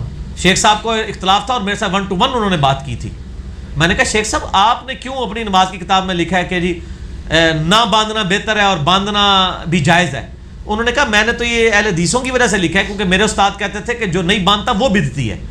میں نے کہا آپ کو ڈنکے کی چوٹ پہ لکھنا چاہیے تھا کہ جو باندھ رہے ہیں نا انہوں نے نیا معاملہ ایجاد کیا ہے. تو وہ پھر ذرا احترام کرتے ہوئے انہوں نے لکھا. کہتے ہیں علی بھائی میں بھی 15 سال باندھتا رہا ہوں، بعد میں مجھے سمجھ آئی کہ یہ غلط ہے، میں نے چھوڑ دیا. میں نے کہا مجھے تو 15 مہینے میں سمجھ آ گئی تھی. اچھا آگے ایک سوال آیا جی کہ حدیث رکانہ تو ضعیف ہے، جس کو آپ نے بنیاد بنایا کہ 3 طلاقیں جو ہیں وہ اکٹھی ہو جاتی ہیں. تو وہ کٹھی 3 طلاق کے اوپر تو میرا دعویٰ اہل سنت کے ائمہ کا اجماع ہے، اور اس کو میں نے دلیل نہیں بنایا. امام مالک کی الموطا اٹھا کے دیکھ لیں، انہوں نے صحابہ کے فتوے لکھے ہوئے ہیں. آپ تو بڑی چھوٹی بات کر رہے ہیں میرے بھائی. حدیثیں کیا، صحابہ کا اجماع موجود ہے. میرا یوٹیوب پہ کلپ دیکھ لیں 3 طلاق اور اہل حدیث علماء سے اختلاف، اس میں نے چیزیں کھول کے بیان کی. اچھا آگے اگلا سوال ہے جی کہ بعض آزاد خیال لبرل قسم کی عورتیں کہتی ہیں کہ حدیث میں جتنی روایات آتی ہیں نا وہ مردوں کی فضیلتوں پر آتی ہیں، خامندوں کی فضیلتوں پر آتی ہیں. مثال کے طور پہ اس قسم کی بھی آتی ہیں کہ اگر خامند کو پس پڑ جائے تو عورت اپنی زبان سے چاٹ کے بھی اس کو دور کر دے تو بھی اس کا حق ادا نہیں ہوتا. وہ کہتی ہیں وجہ یہ ہے کہ ہمیشہ دین پر جو ہے وہ مولویوں کا قبضہ رہا جو مرد تھے، اور شیعوں کے بھی مجتہد سارے مرد ہیں، تو ہماری عورت رہی کوئی نہیں جو کہ ہمارے لیے گھڑتی. ان کو کہ اگر آپ یہ بات مان لی جائے تو سیدہ خدیجہ، سیدہ آسیہ کی شان میں، سیدہ مریم کی شان میں جو حدیثیں ہیں وہ تو پھر نہ ہوتی. ٹھیک ہے نا جی. اور اس کے بعد یہ تو نبی علیہ السلام کی بیٹی کے بارے میں آیا نا، میرے جگر کا ٹکڑا ہے، کسی بیٹے کے بارے میں تو نہیں آیا. عورتوں کی شان میں بھی ہے. لیکن یہ بات حقیقت ہے کہ اللہ تعالیٰ نے مردوں کو عورتوں پر حاکم بنایا. الرجال قوامون علی النساء، اور پریکٹیکلی میں نظر آ رہا ہے. اور گوروں نے مان لیا ان لیبرلز کو کہ آپ یہ جو چیمپئنز ٹرافی کراتے ہیں اولمپکس، مردوں کی فٹ بال کی گیم کا مقابلہ عورتوں سے کیوں نہیں کرواتے ہیں؟ آپ کی بھی عقل مانتی ہے کہ تھکڑ سے تھکڑ بھی مردوں کی ٹیم ان کو ہرا دے گی. آج تک کبھی دیکھا آپ نے کہ ان کا مقابلہ آپس میں ہو رہا ہو؟ تو آپ کہہ نہیں رہے ہیں لیکن زبان حال سے پریکٹیکلی آپ نے بھی مانا ہوا ہے مرد و عورت برابر نہیں ہے. ٹھیک ہے نا جی. تو لیکن کئی درجے میں عورتوں کا درجہ بھی زیادہ ہے. جنت تو ماں کے قدموں کے نیچے ہے، سنن نسائی میں حدیث ہے. باپ کے تو نہیں ہے، تو باپ بھی احتجاج کر سکتا ہے میرے قدموں کے نیچے کیوں نہیں ہے. پھر بخاری میں حدیث ہے کہ پوچھا سب سے زیادہ حق، فرمایا ماں کا، دوسری بار کا ماں کا، تیسری بار کا ماں کا، چوتھی بار کا باپ کا. تو باپوں نے تو کبھی احتجاج نہیں کیا کہ پہلے 3 حق ماں کے کیوں ہیں, ٹھیک ہے نا. ریشو پروپورشن میں دیکھیں جہاں پہ عورت کا مقام زیادہ ہے وہاں پہ عورت کا زیادہ ہے. یہ جنت کے قدموں تلے ہونے والی روایت جو ہے یہ صحیح ہے؟ صحیح ہے, سنن نسائی میں ہے. اچھا بالکل. یہ اس سے مراد وہ نہیں کہ فزیکلی وہاں پہ ہے, مراد یہ کہ ان کی خدمت کر کے حاصل ہوگی, یہ محاورتاً بات ہے نا, ٹھیک ہے نا جی. وہ تو کئی جلاد قسم کے خاوند جو ہے نا شادیوں کے بعد اپنی بیویوں کو کہتے ہیں کہ اون تیری جنت میرے قدموں تھلے آ گئی ہے. تو میں ان کو کہتا ہوں نہیں, وہ جنت ماں کے قدموں کے نیچے ہی ہے. خاوند پاویں جنہ بھی کر لے وہ اپنے تھلے لے نہیں سکتا. اچھا بعض لوگ یہ بھی اعتراض کرتے ہیں کہ اتنا بڑا اللہ ہے جس کی اتنی بڑی شان ہے, وہ ایک شخص کو محض اس گناہ پر کہ اس کے ٹخنے ننگے تھے جہنم میں ڈال دے گا, کیا یہ بات اللہ کی شان کے لائق ہو سکتی ہے؟ بات یہ کہ اس سے بھی اور کئی باتیں ہیں, اس کو تو چھوڑ دیں, انہی سے پوچھیں. یہ جو لبرل قسم کی اس قسم کی باتیں ہوتی ہیں وہ ان سے پوچھیں, کیا ایک شخص جو دوسرے کا 1000 روپیہ دبا لیتا ہے اور اس کا مال ہڑپ کر لیتا ہے, کیا اس کی وجہ سے وہ دوزخ میں جائے گا؟ وہ کہے گا جی بالکل جانا چاہیے, کیونکہ اس کے دل میں مال کی محبت ہے. تو سر جس مال کی محبت آپ کے دل میں, اس اللہ کی بنائی ہوئی شریعت کی محبت بھی ہمارے دل میں, یہ اللہ نے فیصلہ کرنا ہے. باقی وہ پورے اس طرح نہیں ہے کہ جس کا بھی کپڑا ٹخنوں سے نیچے چلا گیا وہ تکبر کے طور پہ ہے, اس کی بڑی نیٹی گیٹیز ہیں. ظاہر اس نے شریعت ایک پابند کی ہے. اچھا مجھے بتائیں کہ کیا صرف اس بات پہ کہ موٹر وے کے اوپر 120 سے زیادہ سپیڈ الاؤڈ نہیں ہے, 121 یا 22 ہو جائے تو 700 روپے کا چلان ہو جائے گا؟ آپ کہیں گے ہو جائے گا, ٹھیک ہے. 119 والے کو نہیں ہو رہا, 121. ظاہر رولز اینڈ ریگولیشن کے اوپر ہی چلنا ہے نا. تو اللہ نے یہ دنیا یاشی کے لیے تو نہیں بنائی ہے نا, اللہ نے آخرت یاشی کے لیے بنائی ہے. تو سر تھوڑا صبر کر لیں, آخرت میں یاشی کیجیے گا. نبی صلی اللہ علیہ وسلم سے پہلے تاریخی طور پہ کیا ثابت ہے کہ جو انبیاء کرام اپنی زمین یا وراثت یا جائیداد چھوڑ کر جاتے تھے ان کا کیا بنتا تھا اور ان کی اولادوں کا ذریعہ معاش کیا تھا؟ وہ سر پھر تسی فدق والے پاسے نہ ٹور پئی ہو. نہیں تاریخی طور پہ کیا ثابت ہے؟ ظاہر محنت ہی کرتے تھے نا. یوسف علیہ السلام کے بھائی بھی آپ کو پتہ ہے حلوائی کرتے تھے, جب قید پڑ گیا تو وہ وہاں پہ چلے گئے یوسف علیہ السلام کے پاس, تو ظاہر حلوائی کرتے تھے. زیادہ تر تو یہ بکریاں پالتے تھے اور زمین میں کرتے تھے سارا کام, حال چلانے کا کام ہی. قبلے کی طرف پاؤں کرنا کیسا ہے؟ قبلے کی طرف پیشاب کرنا, اس کے اوپر میں نے یوٹیوب پہ کلپ ہے, میں نے بتایا تھا کہ پیشاب کرنے اور تھوکنے کی مانیت تو آئی ہے, ابو داؤد کے اندر آئی ہے اور بخاری میں مسلم میں بھی اس کا کچھ حصہ موجود ہے. پاؤں کرنے کی کوئی ممانعت نہیں ہے, بس یہ اخلاقاً ہی آپ کسی کو کہہ سکتے ہیں کہ نہ کرے, البتہ کوئی کر لے تو اس پہ گناہ گاری والا فتویٰ نہیں لگے. پہلے تشہد میں کیا درود شریف پڑھنا ضروری ہے؟ افضل ہے اگر کوئی پڑھ لے تو.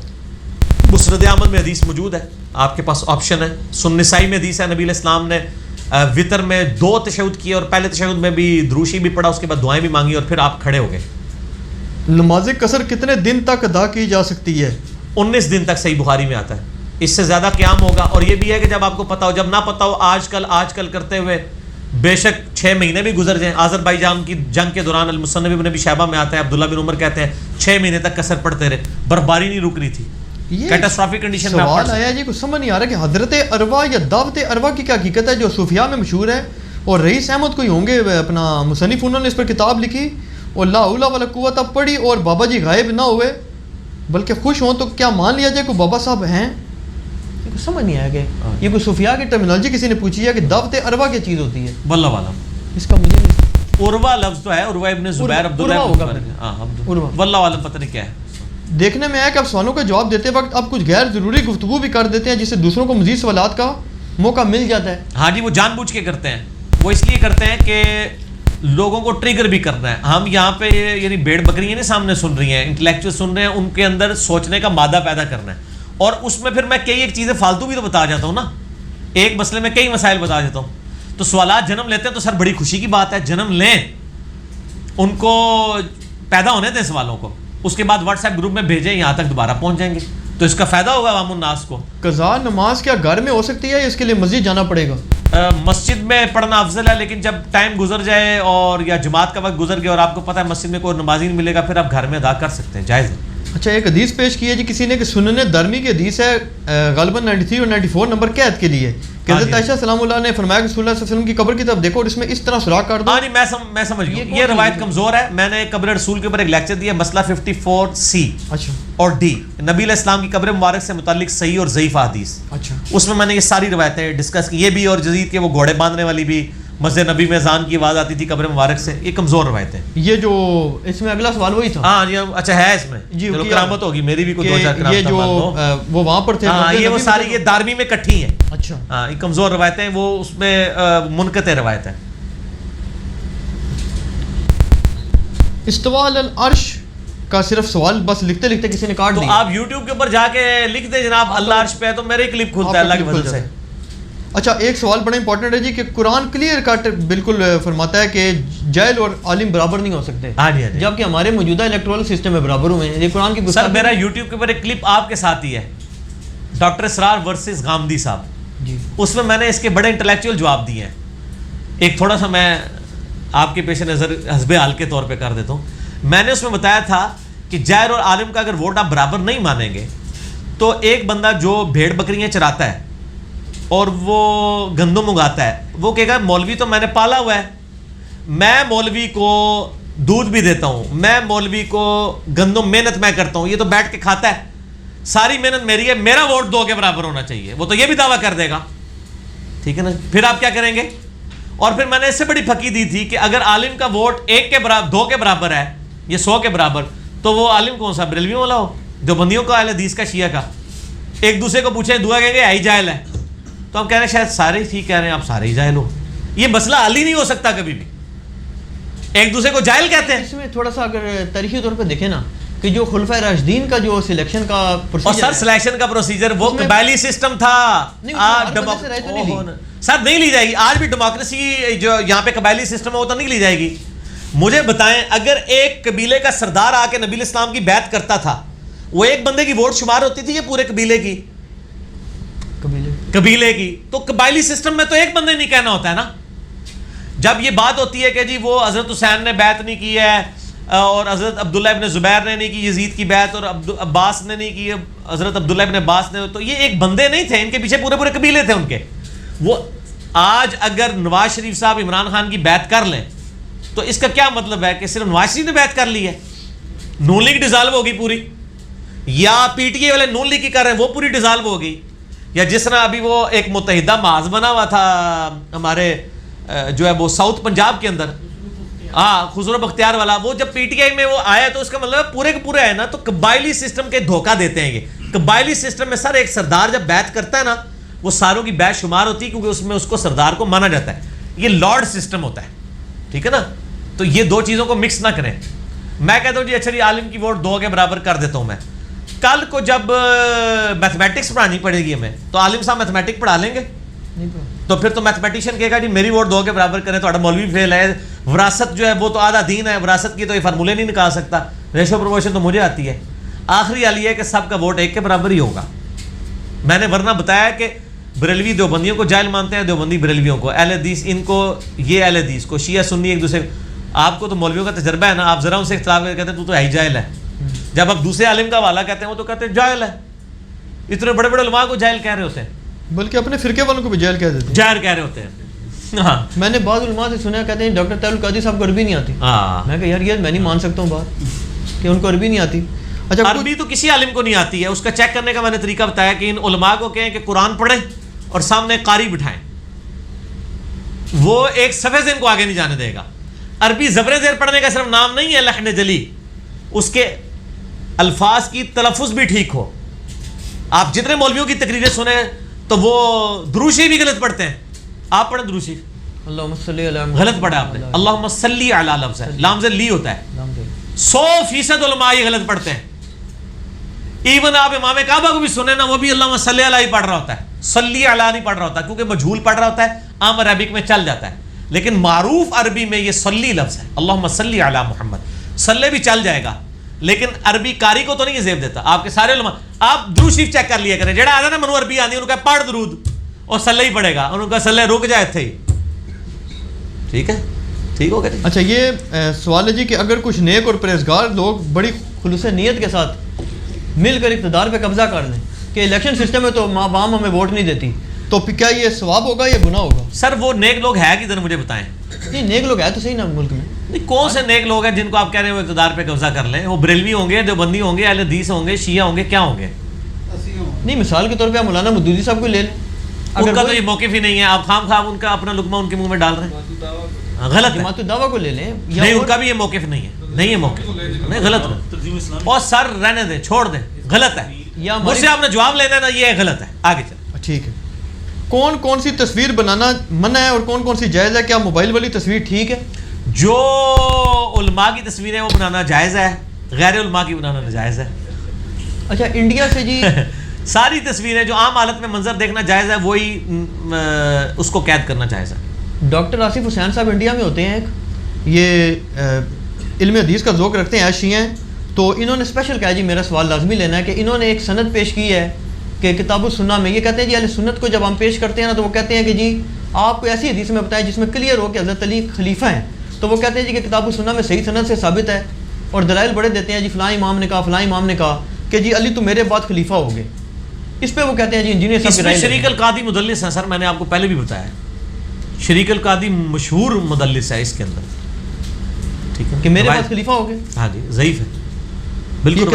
کتاب السنہ والی روایت جو ہے وہ اگر مولا علی خلیفہ ہیں تو مولا علی لڑ کے لے لینی سی خلافت, کسی جرت نہیں سی, ٹھیک ہے. نبی علیہ السلام کا خلیفہ تو ابوبکر کو بھی نہیں ہم مانتے, ہم تو ان کو اجماع صحابہ سے مانتے ہیں. نبی علیہ السلام کا خلیفہ تو قرآن ہے. میں نے ان کو یہ جواب دیا نا, میں نے کہا جی کہ اس کی سند بھی آپ کے نزدیک صحیح ہے نا, تو اس کا جواب یہ ہے کہ بلکہ میں نے ایک دو علماء سے بھی پوچھا تھا, وہ کہتے ہیں جی کہ یہ اس کا جواب یہ ہے کہ اگر اس کی سند اول تو صحیح نہیں, اگر صحیح بھی ثابت ہو جائے نا باقی قوم کے نزدیک, تو وہ کہتے ہیں جی اس کا جواب یہ ہے کہ حضرت علی چوتھے خلیفہ تو ہیں, تو وہ کہتے ہیں جی آپ کا مقدمہ غلط ثابت ہو جاتا ہے کہ آپ کے نزدیک رسول اللہ صلی اللہ علیہ وسلم نے کسی کو بنایا نہیں ہے. نہیں, نبی علیہ السلام نے کسی کو نہیں بنایا سر, ہمارا وہ کہتے ہیں چوتھا بھی بنایا تو پھر آپ کا مقدمہ تو غلط ہو نہیں بنایا, کہیں پہ نہیں موجود بنایا, قرآن ہی خلیفہ ہے.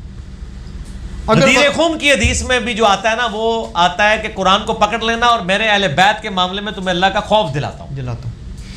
اچھا اگر والدین فوت ہو جائیں بے نمازیوں تو کیا ان کی ہماری نمازوں کا ان کو کوئی فائدہ ہوگا؟ اس میں ایک چیز ایڈ کر لوں کہ شیعوں کے یہاں ایک باقاعدہ آج کل مردہ کنسیپٹ بنا ہوا ہے کہ نمازیں پیسے دے کر پڑھائی جاتی ہیں. اب وہ حنفیوں کے یہاں بھی ہے, ہاں جی بدعت ہے, لیکن ایسی روایت ہمارے یہاں نہیں, دعا کریں صرف دعا کریں. اچھا دعا کریں. اچھا حنفیوں میں بھی اس کی آئی اجازت؟ جی جی کیوں نہیں ہے, وہ تو صدقہ فطر کے وہ بڑا تماشا ہے, وہ میں نے پوری ایکویشن بتائی ہوئی ہے زکوٰۃ والے لیکچر میں. تو پیسے دے کے پڑھاتے ہیں؟ ہاں جی پیسے دے کے پڑھا بھی سکتے ہیں, وہ کہتے ہیں پڑھانے کی ضرورت نہیں, پیسے دے کے معاف ہو جائیں گی, ایک صدقہ فطر ایک نماز کے بدلے. اچھا ہاں, اور وہ کہتے ہیں پورے زندگی کی نمازیں کیلکولیٹ کریں اور ایک بندہ سامنے بٹھا لیں, اس کو ایک مہینے کی نمازوں کے پیسے گفٹ کریں, ظاہر ہے پوری زندگی کے تو پیسے تو لاکھوں میں بن جائیں گے, وہ آپ کو واپس گفٹ کرے, پھر آپ کو کہ اگلے مہینے کس طرح کرتے رہے اینڈ پہ اس کو دے ہی دیں. یہ پورا ہیلا لکھا ہوا ہے جناب فقہ حنفی کی کتابوں میں. ہاں جی. اچھا یہ جادے کشمیر اور جادے فلسطین جو ہے اس میں پاکستان کو کیا کرنا چاہیے؟ پاکستان کو یہ کرنا چاہیے کہ اقوام متحدہ کی جو قوانین ہیں نا ان کی پاسداری کریں. ہم انٹرنیشنل ٹریٹی میں بندھے ہوئے ہیں, انڈیا کو بھی چاہیے اس کی پاسداری کریں. جب تک ہم اس ٹریٹی میں بندھے ہوئے ہیں ہمیں اسی کو فالو کرنا چاہیے, بس یہ ایک اصولی جواب ہے. اور یہی میرا مسئلہ 85 میں نے بتایا کہ قرآن حکیم میں جو 3 اصول آئے ہیں سورۃ الانفال میں, اس میں یہی آیا کہ جو جس قوم سے تمہارا معاہدہ ہے جب تک معاہدہ نہیں توڑتے ان کے خلاف اعلان جنگ نہیں کر سکتے. بس اب تو ہماری اسٹیٹ پالیسی بھی یہی ہے, چاہے وہ 70 سال بعد بنی ہے لیکن الحمدللہ بن گئی ہے. اچھا یہ سوال بڑا عجیب سا جی, مجھے اب کمپنی کا نہیں پتا کس کا پوچھ رہے ہیں, 3 پتی کا چپ سیل کرنا اور اس سے پیسے کمانا حلال ہے یا حرام ہے؟ کون سی؟ پتہ نہیں مجھے. کے کوائنز نہیں گیمز چل رہی ہیں آج کل موبائل کے اندر بیچتے ہیں ان کو, وہ ہوتے ہیں ادھر نیٹ پہ ہی ہیں فری, پھر ان کو سیل کرتے ہیں. نہیں جی بچے ان چیزوں سے. ٹھیک ہو گیا جی, سوالات آلموسٹ ختم ہی ہو گئے. اچھا بھائی ایک چیز تھوڑی ریکارڈ پر لے آؤں کیونکہ بعض لوگ ورلڈ وائڈ رابطہ کرتے رہتے ہیں, وہ کہتے ہیں جی انجینئر صاحب جو ہیں وہ ہم سے یعنی کہ کوئی ویڈیو میں ہمارے ساتھ بے شک ہم پر اعتراضات ہی پیش کر دیں, ہم ان کا جواب دینا چاہتے ہیں. ہمیں کوئی کسی پہ اعتراض نہیں ہے, وہ موقف اپنا واضح کر دیں. ہمیں کسی عالم پہ کوئی اعتراض نہیں ہے, ہمیں ان کی عوام پہ اعتراضات ہیں. مسلک پر وہ کہتے ہیں کہ سر میں بتا رہا ہوں نا, ہماری یہ فیلڈ ہی نہیں ہے, نہ ہم یہ کرنا چاہتے ہیں. ہماری آڈینس ان کی عوام ہے. ہم چاہتے ہیں کہ کوئی بریلوی ہے وہ بریلوی رہے, صرف اپنے علماء سے پوچھ لے کہ جو کتابیں تم نے مجھے بتائی تھی نا سنت کی, قرآن کے بعد بخاری اور مسلم, اس پہ تم کیوں نہیں چل رہے ہو. ٹھیک ہے, وہ ان کو کہ آپ اپنی عوام کو سیٹسفائی کریں, مجھے نہ کریں, اور ان کی عوام ان سے ہی جا کے پوچھیں. دیکھیں اتنا بھی جگرا ہمارا ہی ہے نا, لوگ تو اپنے مرید نہیں دوسرے کے پاس بھیجتے. ٹھیک ہے, ہم اپنے آڈینس کو کہتے ہیں جائیں, کیونکہ ہمیں پتہ ہے جدھر بھی جائے گا نا تو 2-4 دن بعد ہی انہوں سمجھ لگ جائے گی کہ کون گل چھڑولا نہ کر رہا ہے, کون دلائل کے ساتھ. تو سر ہمارا کسی سے مناظرہ نہیں, جھگڑا نہیں, ہم کسی کی تکفیر نہیں کرتے. جو آپس میں تکفیریں کر رہے ہیں, ایک دوسرے کے پیچھے نمازیں نہیں پڑھ رہے, ایک دوسرے کی چندہ باکس ہتھیار ہیں, یہ وہ آپس میں مسئلے طے کریں. میں تو چندے ان کو دیتا ہوں, نمازیں ان کے پیچھے پڑھتا ہوں, میرا تو ان سے اختلاف ہی کوئی نہیں ہے. نہیں شیعہ حضرات کی طرف سے ایک اعتراض آیا نا, وہ کہتے ہیں جی کہ آپ نے ہمارے مسائل کو کیوں چھیڑا جب آپ. ہم نے ان کے مسائل کو نہیں چھیڑا, ہمارے گھر میں آگ لگی ہوئی تھی, ہمارے گھر کے اندر سنیوں کی کتابوں سے ناسبی پیدا ہو گئے تھے. اچھا, ہم نے ناسبیت کے رد کے اوپر یہ کام کیا. ٹھیک ہے جی, ہمیں تو ان سے ہے ہی نہیں تھا. آپ ہمیں کو کہہ رہے ہیں کہ آٹا گوندے ہلدی کیوں ہے, مطلب آٹا گوندے تو ہلنا تو پڑے گا نا, اس کے بغیر تو آٹا گوندے ہی نہیں جا سکتا. ہم نے کہیں للکارا ہے کسی کو, کہ آؤ میرے ساتھ مناظرہ کر لو. ہم تو سنیوں کو نہیں للکارتے, ضرورت ہی نہیں ہے. ان کی عوام انشاءاللہ ان کو للکارے گی, ٹھیک ہے نا. ہر گلی سے انجینئر نکلے گا, ٹھیک ہے نا جی. تو وہ یہ عوام خود للکارے گی کہ سر یہ آپ ہمیں کتابیں کہتے تھے, باتیں, ہمارے پاس لوگ آتے ہیں, ہم کہتے ہیں یار یہ لو, یہ تمہاری کتاب ہے, پڑھو, ترجمہ پڑھو, اس میں لکھا ہوا ہے کہ نہیں لکھا ہوا. کہتے ہیں یار واقعی لکھا ہوا ہے, ٹھیک ہے, اور یہ ہمارے علماء نے کیوں نہیں بتایا. میں نے کہا یہ ان سے جا کے پوچھیں. جب ان سے جا کے پوچھتے ہیں آگے گل پہ جاتے ہیں, تمہیں دسیا کس نے ہے. وہ یہ بات بھول ہی جاتے ہیں کہ ہم سے غلطی ہوئی ہے. وہ کہتے ہیں نہیں نہیں دسو پہلے دسیا کس نے ہے. پہلا سوال ہی کرتے ہیں یہ دسیا کس نے تو.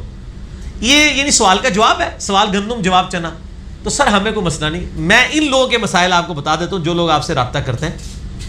ان کو کہ انجینئر صاحب نے فرقہ واریت کو 3 طلاقیں دی ہوئی ہیں اور اکٹھی دی ہوئی ہیں, ٹھیک ہے, اللہ تعالیٰ نہیں. مولویوں کو 3 طلاقیں دی ہوئی ہیں, لہٰذا ہمارے نزدیک تو اب دوبارہ نہ تو ہم لالے کے قائل ہیں, نہ دوبارہ آپ کے ساتھ کوئی معاملہ ہو سکتا ہے. آپ جائیں میرے بھائی اور کسی کے ساتھ جا کے یہ معاملہ. سوری ایک کوشچن میرے خیال سے اسکپ ہو گیا میرے سے. ایک بڑے بلکہ وہ کپرو شیعہ عالم دین ہی ہیں, دیوبند سے تعلق ہے ان کا. انہوں نے ایک بات لکھی ہے, کہتے ہیں جی یہ جو روایت بیان کی جاتی ہے نا کہ جو بھی انبیاء کرام, ابھی آپ نے اس کا ذکر بھی کیا تھا ضمن, اسی لیے میرے سے اسکپ ہوگی, میں نے کہا شاید کور ہو گیا, کور نہیں ہوا, کہ وہ جو روایت بیان کی جاتی ہے کہ جو نبی جہاں فوت ہوتے ہیں ان کو وہیں دفن کیا جاتا ہے. وہ کہتے ہیں تاریخی طور پر تو یہ بات نہیں ثابت. نہیں, یہ الفاظ ہے ہی نہیں حدیث کے. میرے رسول اللہ کی آخری وصیت ہے صلی اللہ علیہ وآلہ وسلم, جامعہ ترمذی کی میں نے حدیث لکھی ہے, اس میں الفاظ ہیں کہ اللہ تعالیٰ اپنے نبی کے لیے جو جگہ پسند فرماتا ہے وہاں اس کی روح قبض فرماتا ہے. اچھا, یہ حضرت ابوبکر نے کہا. اس کے بعد ابو بکر نے اجتہاد کیا رضی اللہ تعالیٰ عنہ, کہ چونکہ نبی علیہ السلام کے لیے پسندیدہ, میں نے یہ بات سنی تھی کہ سب سے پسندیدہ جگہ وہ ہوتی ہے جہاں اللہ تعالیٰ اپنے نبی کی روح قبض کرتا ہے. تو انہوں نے کہا کہ جس چارپائی پہ آپ فوت ہوئے ہیں نا وہ اللہ کے لیے پسندیدہ جگہ ہے, اس کے نیچے قبر کھودو. یہ تھا, یعنی ان کا اجتہاد تھا. اجتہاد تھا اس حدیث کی روشنی. ظاہر ہے اس سے بہتر کوئی جگہ نہیں تھی ہو سکتی نا سر, اور کیا کرتے ہیں, اس سے بہتر کوئی اجتہاد ہی نہیں ہو سکتا تھا نا. جب میں کہوں کہ نبی کے لیے سب سے بہتر جگہ وہ ہے جہاں پہ اللہ تعالیٰ ان کی روح قبض فرماتا ہے, تو اس سے بہتر جگہ ہو نہیں سکتی کہ وہاں پہ قبر کھودی جائے, وہی بہتر. تو اس سے اجتہاد انہوں نے کیا تھا. یہ نہیں ہے کہ وہ اس کو جنرل رول کے طور پہ ہم نے پیش کیا. اس طرح کی روایتیں ہیں وہ کمزور ہیں, اصل روایت یہی ہے. وفات النبی پہ میرا مسئلہ 163, اس میں میں نے یہ ساری باتیں بتائی ہیں. چھوٹے موٹے الفاظ کے فرق کے ساتھ نا وہ ڈاکٹرائن بدل جاتی ہے. ہمارا مقدمے صحیح طریقے سے لوگ نہیں پیش کر رہے ہوتے کہ ہم نے بات کیا کی ہوئی ہے, اس بات کو لیں گے ہم نے بات کیا کی ہے, احتیاط کے ساتھ وہ معاملات کو لے کے چلے ہوتے ہیں. ٹھیک ہو گیا جی. تو باقی شاہ جی میرا آپ سے یہ ریکویسٹ ہے کہ مناظروں والی جتنی پارٹی ہیں ان کو کہ آپ آپس میں لڑیں. میرے ساتھ کیا مناظرہ, میں تو آپ کا اسٹیک ہولڈر ہی نہیں ہوں, میری کوئی چندہ بک نہیں, میری کوئی پارٹی نہیں, میری کوئی جماعت نہیں ہے, ٹھیک ہے جی. میں نے الیکشن میں نہیں کھڑا ہونا, ٹھیک ہے جی. میں نے فرقہ لانچ نہیں کیا, میں نے کوئی مسجد نہیں بنائی, میں نے کوئی مدرسہ نہیں بنایا. آپ کے پیچھے نمازیں پڑھتے ہیں, ہم تو آپ کی پارٹی کے بندے ہیں یار, ہم سے محبت کریں یار, ہم آپ کے پیچھے نمازیں پڑھتے ہیں. وہ ایک نے تو جو تھے نا جو شیعہ عالم دین ہے نا انٹرنیشنل لیول پہ تو خیر ان کو لوگ جانتے ہیں, لیکن انہوں نے بات کھل کے بھی کر دی. انہوں نے, میں نے کہا جی آپ کیوں انجینئر صاحب سے کیا چاہتے ہیں, آپ کا بڑے بڑے علماء سے رابطہ کرا دیا ہے. وہ کہتے ہیں جی بات یہ ہے کہ انجینئر صاحب کو بڑی دنیا دیکھتی ہے, تو میں یہ چاہتا ہوں یہ ہمارے شیعہ مسلک پہ اعتراضات کریں, پھر میں دلائل سے ثابت کروں, ساری دنیا کو پتہ چلے. ہمیں یہ بات پتہ تھی لیکن ہم یہ بولنا نہیں چاہتے تھے. تکبر, آپ نے اس کو تکبر میں شمار کر لینا تھا, اسی لیے ہم نے ایک لیکچر ریکارڈ کروایا ہے. میرا کلپ ہے انجینئر محمد علی مرزا گمراہ فرقوں پہ لیکچر کیوں نہیں ریکارڈ کرواتا. تو میں نے اس میں کہا تھا کہ جس شخص کے کم از کم ایک سبسکرائبر ہونا 1 لاکھ اور اس کے ویورشپ ملینز میں ہو اور اس کا فتنہ انٹرنیشنلی پھیل چکا ہو اس لیول پہ, اس کے بارے میں آپ ہم سے بات کریں, ہم اس کے نظریات کے اوپر رد ضرور ریکارڈ کرائیں گے. جس کو میرے بھائی درجنوں یا سینکڑوں لوگ دیکھتے ہیں اس کو ہم مشہور کیوں کریں. پاکستان میں تو ہر گلی محلے میں فتنے اٹھے ہوئے ہیں, میں نے ان کے اوپر لیکچر ریکارڈ نہیں کروائے. عوام کو ہم کیوں کنفیوز کریں. میں نے جگہ جمت صفین نہروان بھی اس لیے ڈسکس کیے ہیں کہ یہ انٹرنیشنل فتنہ تھا, سنی شیعہ تفریق ہو چکی ہوئی تھی, ٹھیک ہے نا جی. پھر جب ڈاکٹر ذاکر نائک نے یزید کو رضی اللہ تعالیٰ عنہ کہہ دیا تو کروڑوں لوگ تک بات پہنچ گئی. تو فتنہ تو اس نے پھیلایا نا, میں ان کی بڑی عزت کرتا ہوں لیکن اختلاف رائے بھی ہے, تو میں نے ان کا جواب دیا. اب جب ان پہ لوگوں نے حملہ کیا, کفر کے فتوے لگائے, تو ان کے دفاع پہ بھی میں نے جواب ریکارڈ کرایا. سب سے زیادہ وہی دیکھا گیا, ٹھیک ہے, وہ تو کسی کی نہیں دیکھا گیا. باقی تو صرف اپنی حمایت کا اناؤنسمنٹ کر کے اپنی حاضری لگوا لیتے ہیں, ہم ڈاکٹر ذاکر نائک کے ساتھ ہیں. علمی دلائل پہ کوئی بندہ بات نہیں کرتا. آج بھی عمران خان سے میری ویڈیو ریکارڈ ہوئی ہے نا, آپ سارے بڑے بڑے مفتیوں کی ویڈیوز اٹھا کے دیکھ لیں, سارے فرقوں کی, کسی نے دلیل کے اوپر بات ہی نہیں کی ہوئی ہے.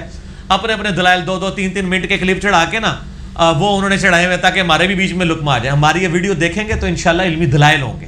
سنے ہیں نا آپ نے ان کے دھوکے کیا کیا ہیں, وہ دھوکے اسی کو پتا ہوگا جو اس گندگی سے نکل کے آئے. تو ہم واقعی ان لوگوں کو وہ واقعی چلیں شکر ہے آپ کو انہوں نے بول کے کہہ دیا کہ وہ ہمارے ذریعے مشہوری چاہتے ہیں, تو ہم کسی کو مشہوری نہیں دینا چاہتے, ہم کسی کو آن نہیں اس حوالے سے کرنا چاہتے کہ ہم اس کو پبلکلی انٹروڈیوس کرائیں. اسی لیے کئی جاہل علماء جو میرے خلاف کلپ بناتے ہیں نا, میں ان کو جوابات اس لیے نہیں دیتا, یہ نہیں ہے کہ میرے پاس جواب نہیں ہے, ہمارے بھائی ان کو بڑے اچھے طریقے سے جواب دے رہے ہوتے ہیں, جو گالی گلوچ سے دے رہے ہوتے ہیں ان کو تو میں آن نہیں کرتا, باقی لوگ دے رہے ہوتے ہیں, بس ٹھیک ہے وہ دیتے رہے. ہمارا تو کام تھا پمفلٹ لکھ دیا, چیزیں سامنے لے آئے, کوئی مانتا ہے مانے, نہیں مانتا نہ مانے, وہ جس قسم کی کلبازیاں کھا رہے ہوتے ہیں, پبلک خود فیصلہ کر رہی ہوتی ہے, یار یہ کیا کر رہا ہے, یار یہ تو بات نہیں اس میں سے بنتی تھی, اس نے یہ کر دیا. ہم یہی چاہتے ہیں کہ یہ علماء اپنی عوام کے سامنے ایکسپوز ہو جائیں, اور وہ الحمدللہ ہماری ایک کوشش تھی, وہ ہو گئی ہے. تو انشاءاللہ تعالیٰ چلیے بھائی ایک چیز اور ریکارڈ پر لیں, وہ پچھلے دنوں میں دیکھ رہا تھا فیس بک پر نا, جو آپ کا ایک گروپ بنا ہوا ہے, آپ تو اس کا نام کسی کا نہیں, آپ کو تو نہیں نام نہیں, آپ کو تو اس کا پتہ بھی نہیں ہے. وہاں پر ایک صاحب آئے تو وہ اہل تشیع مسلک کے تھے, انہوں نے آ کر لکھا کہ جی میں اہل تشیع ہوں, انہوں نے اعلانیہ کہا, لیکن میں سمجھتا ہوں اس وقت انجینئر محمد علی مرزا سے سچا عالم روح زمین پر ہے ہی نہیں, شاید کسی اور بھائی نے بھی پڑھا ہو. اچھا وہ نیچے ساتھ ہی کوئی ہوگا بندہ جس کو آپ سے خار ہوگی, اہل سنت میں سے ہوگا, جس مسلک سے بھی ہوگا, اس نے کہا آپ کو تو اچھا لگنا ہی ہے, وہ بھی تو تقیہ باز شیعہ ہی ہے نا. اچھا یہ آپ تھوڑی وضاحت فرما دیں, مفتی اسحاق صاحب کے بارے میں یہ بات ہوتی رہی ہے, یعنی یہ تو ایک دلی معاملہ ہے نا, آپ اس کا کیا جواب ہم ان کو اس کا جواب پہلے یہ ہونا چاہیے کہ جتنے لوگ ہمارے بات میں یہ بات کر رہے ہیں نا, وہ تقیہ باز ناسبی ہیں. تو میں نے ایک الزام لگا دیا نا, تو بس ٹھیک ہے, الزام کی تو کوئی حقیقت نہیں ہوتی ہے. ہم یہ کہتے ہیں صرف کہ دنیا میں کون سا شیعہ ہے جو یہ کہتا ہے کہ یا علی مدد کہنا شرک ہے اور وہ تقیہ کر لے اس پہ, اور کون سا شیعہ ہے جو تقیہ کر کے امیر شام معاویہ بن ابی سفیان کو رضی اللہ تعالیٰ عنہ کہتا ہو. کوئی دنیا میں شیعہ آپ کو ملا ایسا؟ ٹھیک ہے, کوئی شیعہ جو ان کو, ہاں وہ تو اعلانیہ کہتے ہیں منافق, اور وہ کہتے ہیں منافق نہ کہ تو ہم خود منافق ہو جائیں گے. شیعہ ابو بکر عمر پہ تقیہ کر لیتے ہیں, عائشہ پہ کر لیتے ہیں, معاویہ پہ نہیں کرتے, وہ کہتے ہیں ڈگے کی چوٹ پہ. تو سر اس کا مطلب ہے کوئی نیا شیعہ پیدا ہو گیا؟ یہ نیا نہیں ہے, یہ پرانے والا شیعہ ہے جو اصل میں صحیح سنیوں کا یہی منہج تھا. اور پھر ہماری ساری کتابوں میں بخاری مسلم کے حوالے ہوتے ہیں, آپ نے جو فتویٰ لگانا ہے ان کے اوپر لگائیں. اور دوسرا ان کے بارے میں مجھ سے ڈسکشن نہ کریں. شاہ جی میں نے آپ کو پہلے کہا تھا آپ کنویں کے مینڈک ہیں, آپ اس کنویں میں رہتے ہیں جہاں یہ 4-5 نازبی ہیں, آپ ان کی پڑھتے رہتے ہیں. وہ باہر دنیا بہت عظیم ہے, بڑی دنیا ہے. آج تو لوگوں کو ان لوگوں کے نام بھی نہیں پتا جن لوگوں کے ساتھ آپ پورا دن الجھتے رہتے ہیں. ٹھیک ہے, وہ تو منتیں مارتے ہیں, ہر کلپ میں میرا نام ڈالتے ہیں, میری فوٹو ڈالتے ہیں, کانٹے مارتے ہیں اس کے اوپر. میرا آج تک ایک کلپ کسی کے عالم دین کے میں نے چہرے پہ کراس مارا ہو. کئی سال پہلے کچھ کلپ تھے, میں نے پوری کوشش کی, میں نے وہ بھی سارے چینج, کراس والے نہیں جس میں ذرا شکلیں ان کی صحیح طریقے سے نہیں تھی. اب میں الیاس قادری صاحب کی اگر تصویر لگاتے ہیں نا ہمارے لوگ, سب سے خوبصورت تصویر ہم چنتے ہیں, حالانکہ ان کے خلاف کلپ چڑھا ہوتا ہے, اس لیے کہ ہمیں ان کی شکل سے نفرت نہیں ہے. باقی لوگ آپ دیکھیں نا بڑی عجیب و غریب, وہ کسی کا پوسٹ بنا کے تو اس کی شکل بگاڑ کے کرتے ہیں. ہمارے کسی آپ کو تھمبنیل میں کسی کی شکل بگڑی بھی نہیں ملے گی, سب کی خوبصورت شکلیں مسکراتی ہوئی لگائیں گے, اس لیے کہ ہمیں شکلوں سے اختلاف نہیں ہے, ہمیں جو نظریات ہیں ان سے اختلاف ہے. اور یہ کیا کرتے ہیں, شکل بگاڑی ہوئی لائیں گے یا اس کے اوپر کراس مار دیں گے. میں نے آج تک کسی عالم دین کے تھم پہ ہمارے کراس دکھائیں, کسی عالم دین کے نہیں. یہ غصے اس طرح نکالتے ہیں, نکالنے دیں ان کو, ہم خوش ہیں, ہم چاہتے ہیں یہ اور کریں اور اپنی عوام کے سامنے ایکسپوز ہو انشاءاللہ تعالی. سچائی کی آواز تو آپ کے سامنے ہی ہے سر, کوئی فرقہ نہیں, کوئی پارٹی نہیں, کوئی پیچھے چندہ نہیں, کوئی ایجنسی نہیں, اور دعوت کا کام پھیل رہا ہے, سچائی کی وجہ سے پھیل رہا ہے, تو انشاءاللہ ہی پھیلے گا. میں نے اس کو کنکلوڈ کریں تاکہ ہم نماز بھی پڑھ لیں. ٹھیک ہے جی, اللہ تعالیٰ سے دعا ہے جو حق بات میں نے کہی اللہ تعالیٰ ہمارے دلوں میں راسخ فرمائے, اگر جس بات میں میرے منہ سے کوئی غلط بات نکل گئی تو اللہ تعالیٰ ہمارے دلوں سے معاف کر دے. سبحانک اللہم و بحمدک, اشہد ان لا الہ الا انت, استغفرک و اتوب الیک, وما علینا الا البلاغ المبین. جزاکم اللہ خیرا.